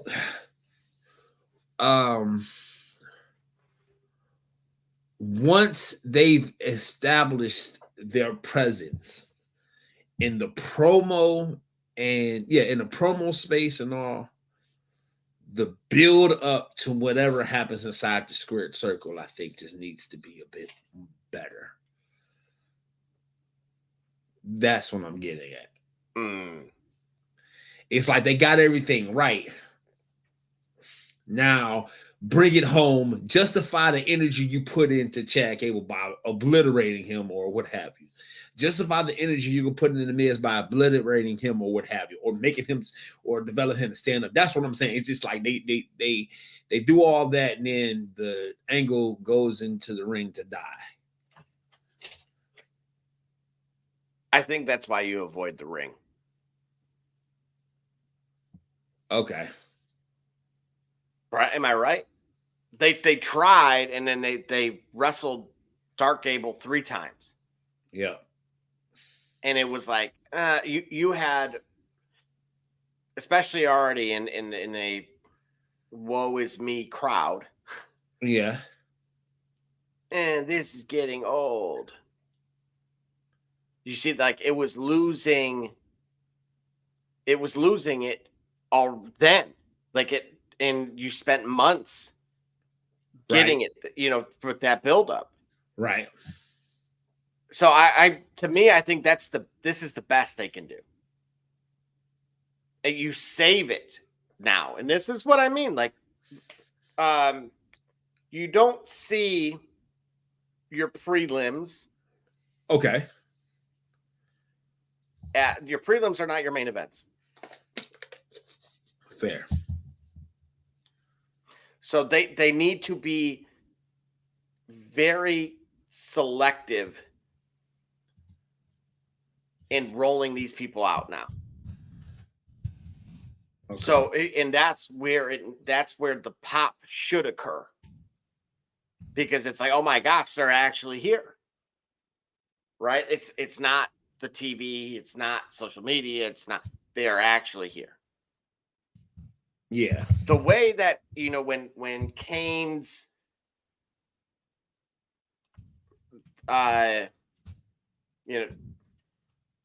you could feel the flames, if you will. Right. I think he got burned on one of those. Yeah, he did. Yeah, he did. Yeah.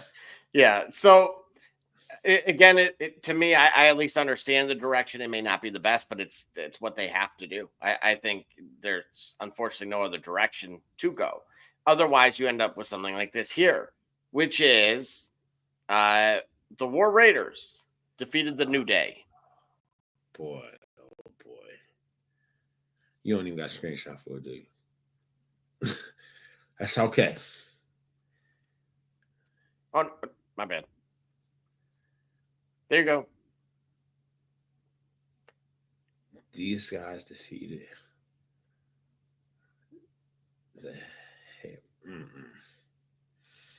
These guys defeated the New Day.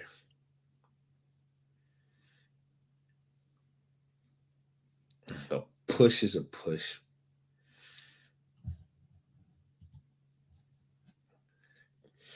Cody, what's going on?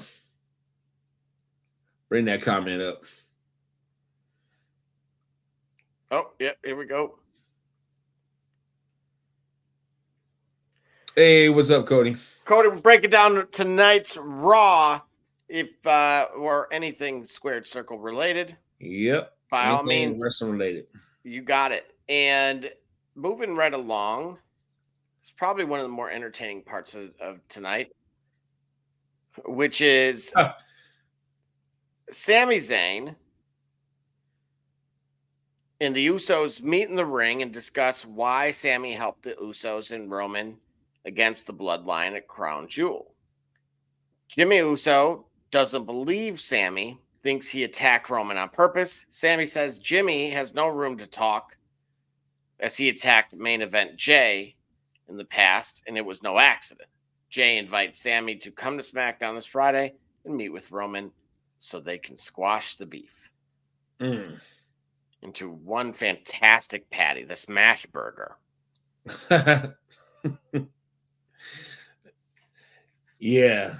Hey, I like it, what you were saying about Zayn saving the basically saving this. And here's another example, right? Being able to put himself in story and getting the best out of both of the talent. Like I actually like it. I like it. It was necessary, and I don't think it would have worked with, like, if you would have threw Kevin Owens there, doesn't work. Nope. It had to be Randy Orton. No. You say Randy Orton, it don't work? Nope. Okay. Had to be Sami Zayn. Okay. And I don't know if you'd caught SmackDown, but when it looked like he was playing both sides, yeah, and Jimmy was showing Jay, yeah, I was like, ooh, it really, for the moment, it actually got me. And to Cody's point, that's right. The 10th year anniversary for the New Day. Yeah, it didn't go so well. Yeah, right, Cody. Didn't go so well at all. Oh boy. That's right. Ron Killings and Damian Priest met backstage. Of course, R-Truth doing his best. He actually called Butch by his other name. Said something to Dark Gable. Yeah. Oh, he called him Kurt Angle. My bad. R-Truth. Yeah. And he did apologize for kicking Priest out of the Judgment Day. Yeah. Claims that Tom and Nick Mysterio got in his head.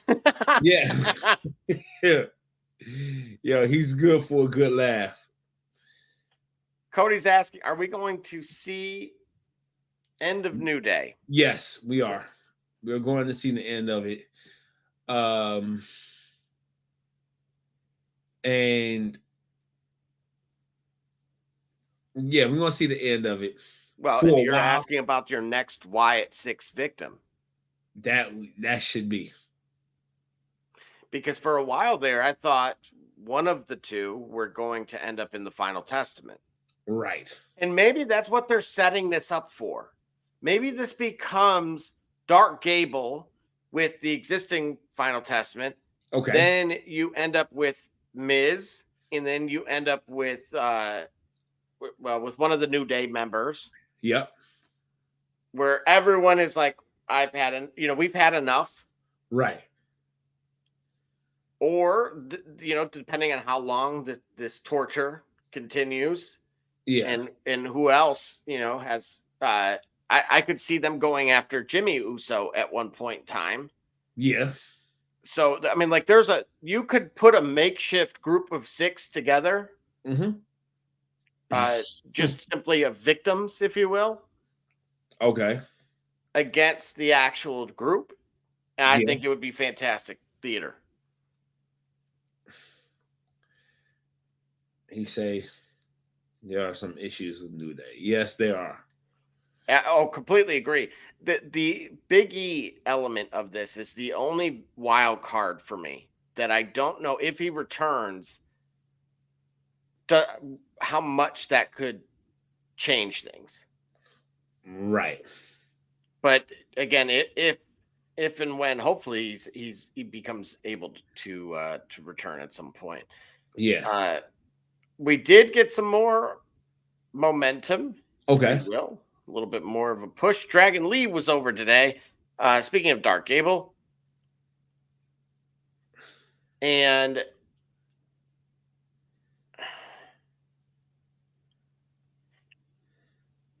look, I think this was a lose-lose. Yeah. Because heel Gable turned fan favorite. He's taken L's left and right, and he's become kind of more of unfortunately, a little bit more of a joke. Obviously, I brought up the R-Truth thing. But if Dragon Lee had lost, then his level of obscurity would have been what we would have complained about. So, right. I'm at least being honest. Yeah. Yeah, I get you on that.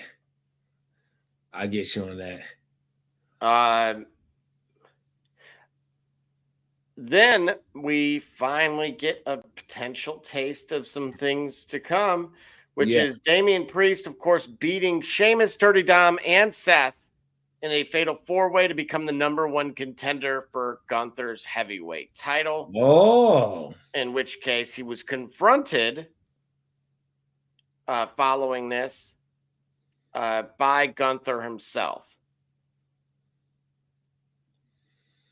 This looks good.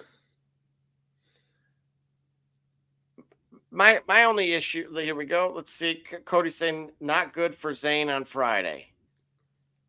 You saying coming up this Friday or last Friday? Yeah, no, this Friday. Because again, to his point, if you remember, I brought up that on this upcoming SmackDown, they're gonna have them squash the beef and make smash burgers.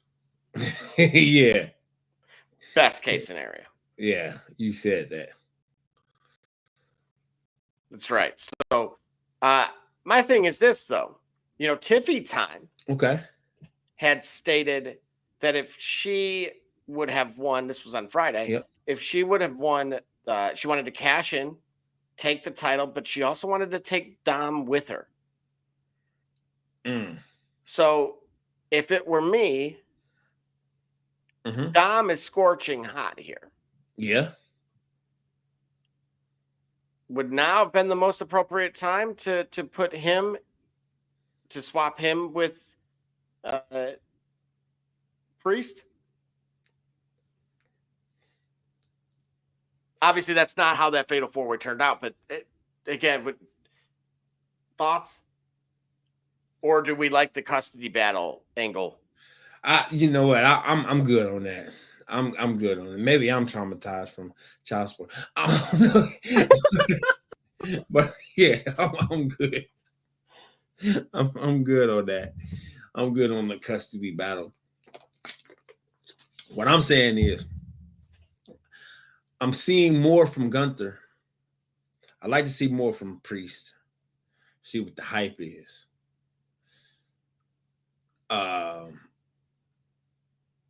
And is it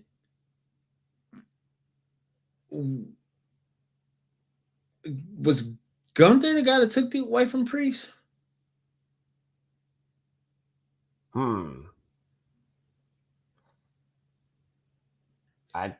Wait a minute.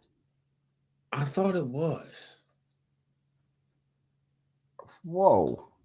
Why am I spazzing on that? Yeah, bro. Like, I think it was. So it's good. It's about time for some get back.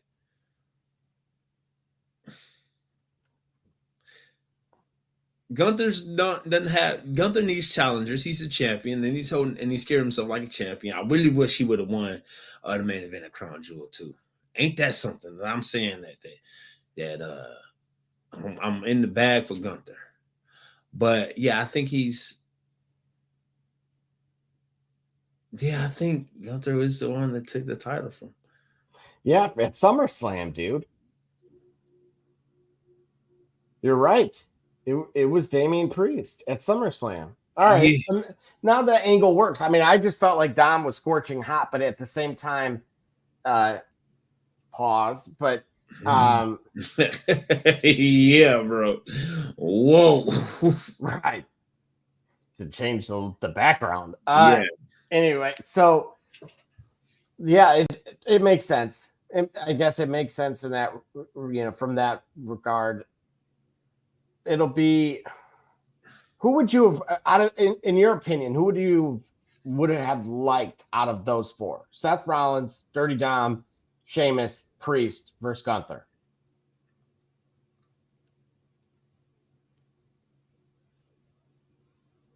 Restate.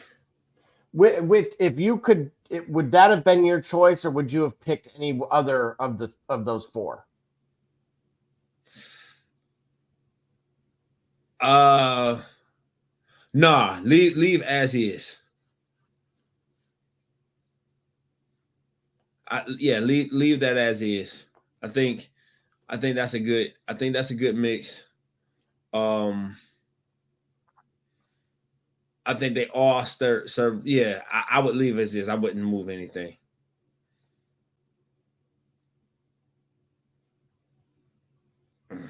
Perfect. All right. Yeah. Well, with that being said, that was the conclusion of tonight's Raw. Mm-hmm. Priest back for that title, baby.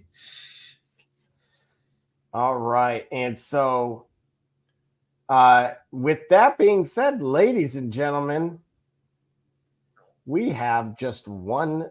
Oh, here we got a comment here from Cody. Wood's going to turn heel on the 10th anniversary. Oh my gosh, on the 10th anniversary to the day. Yeah. What do you think, Gully? Is that the day? Yeah. Is that the new day's day for? Is it a new day for a new day? Yeah. Like going to turn heel on the 10th. Yeah. Going heel on the 10th anniversary of the new day. Happy anniversary. We done. Like, yeah, that would actually be while predicted by the smart marks, which is us, it's actually worth having. You know, it's actually eventful. So to have Woods turn heel would be rather eventful. I going. Wow. Well, we are going to take our final break of the evening. Yep. And then, probably to the surprise of many, will be who our Name That Superstar contestant, or with an S, is. We'll see if you'll be able to get it. All right. I'm looking forward to it. Right after these messages from our sponsor. Be right back. Cleaning the cracks on your pavement surfaces can take hours and be torturous on your body. Until now. Cracky Weed Removal Tool was designed specifically to clean pavement cracks in a fraction of the time, all while standing up. Cracky's patented design incorporates a two-sided steel blade and is encased by a durable fiberglass shell. Simply use the large end to clean big gaps, then rotate and use the small tip for narrow gaps. Made in the USA, Cracky eliminates weeds to the root and is environmentally friendly. Cracky, save your back while you clean your crack.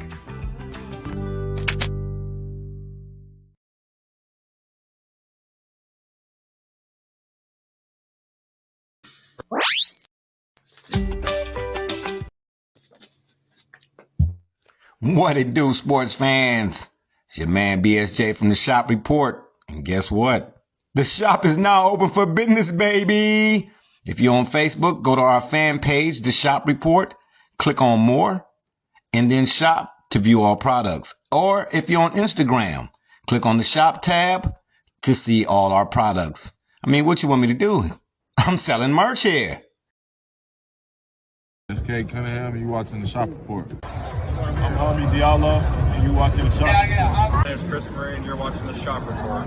Oh, you're Jay Nolly, you're watching the Shop Report. It's Braxton Key, you're dropping in on the Shop Report. Barbershop Jay, Quentin Hines, Super Bowl champion. I'm ready. Let's do it. I'm on. Hi, I'm Mars Man, works from Mercury Stadium, and you're watching the Shop Report. Hey, I'm Billy Butler, and thank you for watching the Shop Report. Hey guys, I'm Les Norman, former Kansas City Royal, and you're watching the Shop Report. Commander Brown, Detroit Rivers Mountain Training, and I'm watching the Shop Report. Hey, this is Doug Flynn of the New York Mets. Well, a few other teams, of course, too. And you're watching the Shop Report. I'm Matt Ramos, and you're watching the Shop Report. How you doing? I'm Rajay Davis, and you're watching the Shop Report. How you doing? This is Nelson Figueroa, former Major League pitcher with a lot of teams. You're about to listen to the Shop Report. Hey, this is Howard Johnson. You're watching the Shop Report.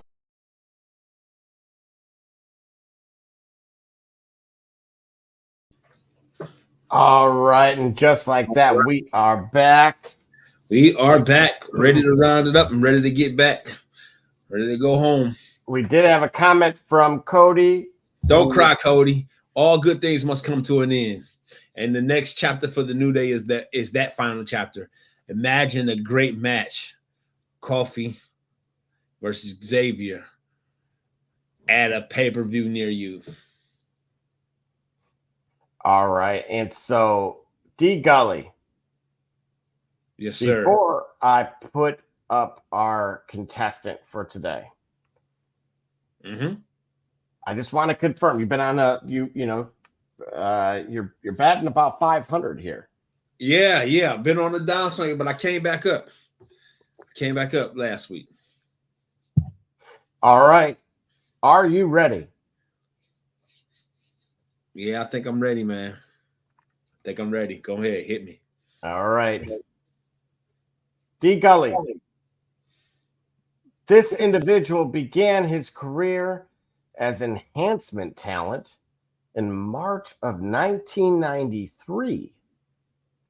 He wrestled Lex Luger and even scored an upset against Erwin Shyster. He was, of course, ultimately signed to a full-time deal and was ultimately given this gimmick. And he overcame this gimmick because of his in-ring ability. And despite having moderate success, by the late 90s, he would join a different brand that we discussed that was smaller and more intimate, but very well known, where he was rebranded with a much more familiar name. Sabu? Name that superstar. Sabu? That is not Sabu. Hold on. I jumped out the tree with that one. Hold on. Wait a minute. I jumped out the tree with that enhancement talent. Upset victory over IRS. I know his face.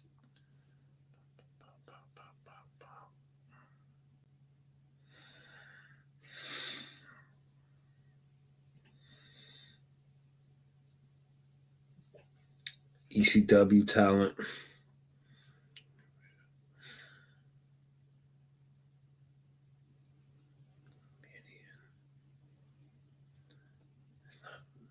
Now, again, he did wrestle and defeat Lex Luger. I'm sorry, he wrestled at least Lex Luger. I don't know for sure if he defeated him or not. But again, if it helps, an additional hint is that other brand he went to where he was retitled was ECW. Oh, I know he went to ECW. That's why the first name I said was Sabu. But no, it wasn't Sabu. And Cody, if you're in there, or, if you're still with us, like many of you are, by all means, you can help D Gully out here with some guesses yourself on name that superstar. And unfortunately, we're not talking about the cat. Shout out to that squirrel, by the way, that was savagely euthanized. Oh, God, yeah. Unbelievable. For no reason, right? Hold on. Stars at ECW. Let's see if I can give some better hints here. No. I don't want you to get too many because then they feel like you're giving it away. All right, stars at ECW. Yeah, Douglas. Yeah, Raven. Yeah, Raven. Douglas. That's not Tommy Dreamer. No, that would be too easy. Yeah. He's too relevant even today. Right. Yeah, Dreamer. Raven. Yeah, Douglas. Lost it.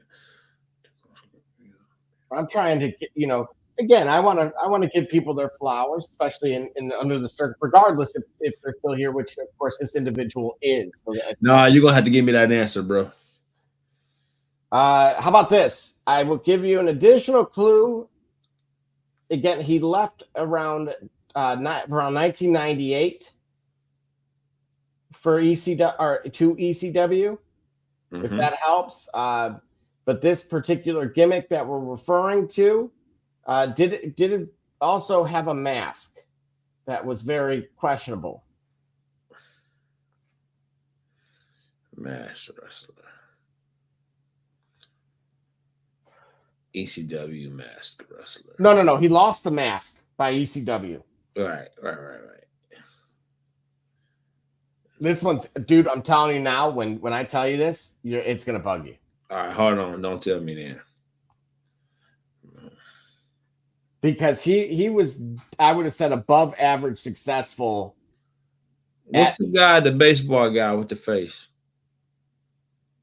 I know who you're talking about, but it's not him. All right, then you got to show me then. All right. So D. Gully, the individual that we're actually referring to here, it's none other. Juan Pablo Montoya. No, unfortunately, that's NASCAR. The individual we're talking about here is Peter Joseph Polanco, who was actually,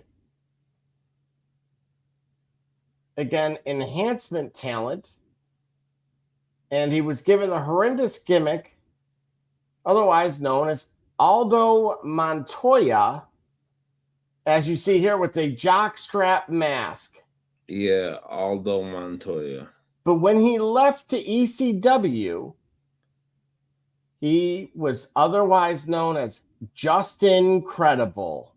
Wow, I missed that. Yeah, Aldo Montoya. I said Juan Pablo, but that was Aldo Montoya for sure. Okay, just incredible. Got it. Wow. And he wasn't bad. No, he was great, actually. That's what I'm saying. Like, yeah, I put it mildly by saying above average because, you know, everybody would jump. You got to understand. He wasn't that good. Yeah. You know, like, oh, all right, you know, well, everybody's a critic. Yeah, Aldo Montoya. All right, we're going to give you one more swing at the bat here. All right. And we're going to do it quick. Okay. So let me just make sure I should have had that one. Just incredible. Aldo Montoya. Dude, I'm telling you. Yeah, that one. I think if I would have went with just incredible as the original, I think you would have gotten it faster. Yeah. That would have been a little too easy. Let's see here if I can.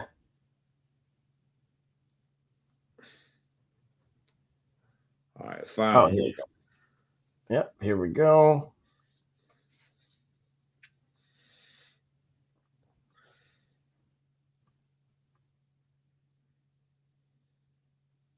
Perfect. All right, D. Gully, your next individual that name that superstar. This individual his gimmick would actually remind you in appearance of someone in the modern day, the present, at least a present WWE member, but not currently their character, if you will. Okay. But this individual, also in the early 90s, wrestled primarily at house shows and dark matches. But in 1995, he made his only television appearance on an episode otherwise known as Wrestling Challenge. He defeated jobber Tony DeVito with a roll-up pin. And he otherwise was better known for removing the boxer shorts of referee Earl Hebner. D. Gully, name that superstar.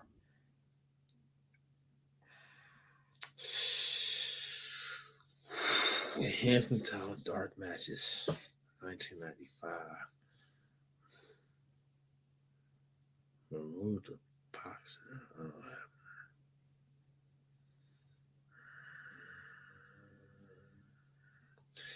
I'm over 2, bro. I'm at Shaq at the line, bro. Who is that?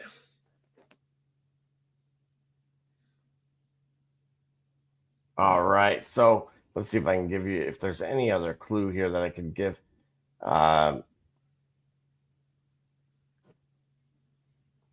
Yes, again, unfortunately, after he magically, if that helps, he magically removed the boxer shorts of Earl Hebner. This ain't the original Doink. It is not. D. Gully, name that superstar.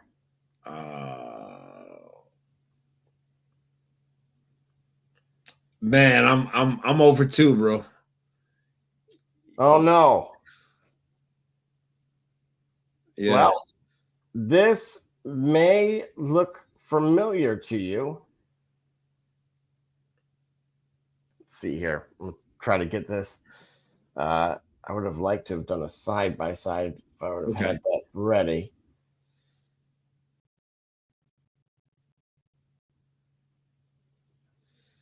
Oh, I had a better image. All right.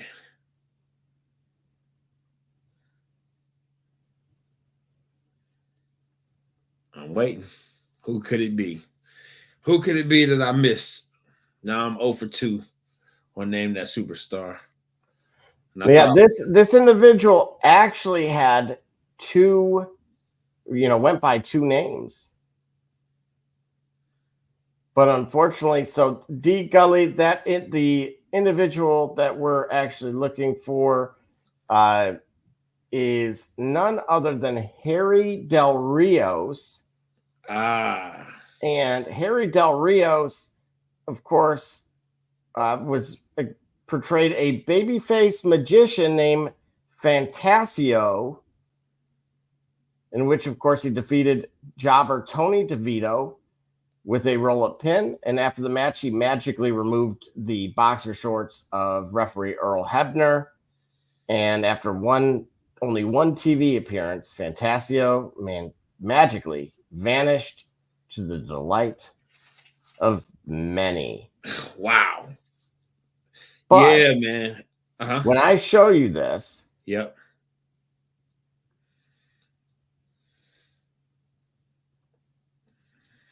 Here we go. Oh, wait a minute. Oh my! All right. I'm like, wait a minute. Stardust with 2 people. Oh, I'm like, wait a minute. Stardust. Wow, Fantasio. There you go. That's terrifying right there. If Cody were to do that, does that not look like it works here? Yeah. I know he hates that, but it's more or less maybe why I'm doing it. So there you go. There you have it.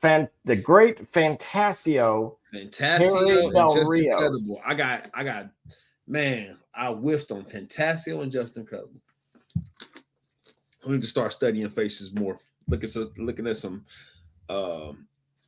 biographies and career retrospectives. I've been getting beat up on them. I started strong, man, but it's, you know what? We're getting into the thick of it, bro.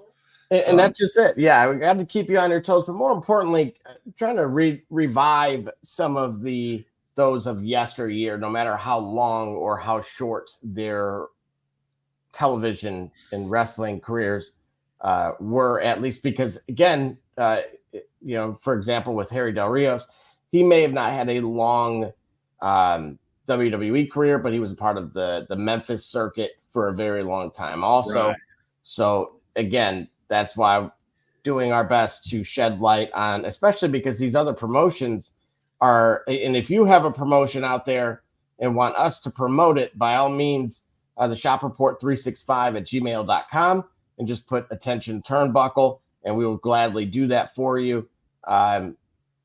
But yeah, definitely want to continue to shed light on some of these guys of the past and give our resident guru a true litmus test. Yes. At 12:30 in the morning. For sure. Tests, pop quiz all the time. Well, we thank y'all for joining us this Monday night November the 5th now. Right. On the turnbuckle here. We are always glad to have you. We'll be talking more wrestling, more AEW, more WWE next week. And throughout the week, you can reach us on our socials. You can reach me, WYM Gully, on Twitch and on YouTube. The Shop Report 365. That's our Gmail. We are on all the socials here, the X and the Facebook and the Instagram, and brought to you by StreamYard here. We'll be back Wednesday, new start time for the Shop Report with our main host, Barbershop Jay, the one and only. We started at 9 on the PM side. We're going to be discussing everything sports related, football, basketball, NBA, WNBA, MLB, hockey, cricket, whatever it might be. and of course, on Saturdays, we have we're doing all your fantasy football start sits. And just to kind of show you guys that we do this, we really do this. Again, nearly put up 200 with these fine gentlemen. Look at Hopkins, who I told you to grab in those videos. A good, nice 31 spot today. Fantastic showing from my group all around. 192 points, as you see, first place there. Saquon with the backwards frog hop. That's right. Yeah. So Giordano. Yeah. Absolutely. So with that being said, we are always here, talking about the sports and everything else. And I know you got questions, comments, concerns, but anything, man. Like we say, like our host say, so next time, if you really want to know what's going on, come to the shop. Walk-ins are always welcome. Holla. Peace.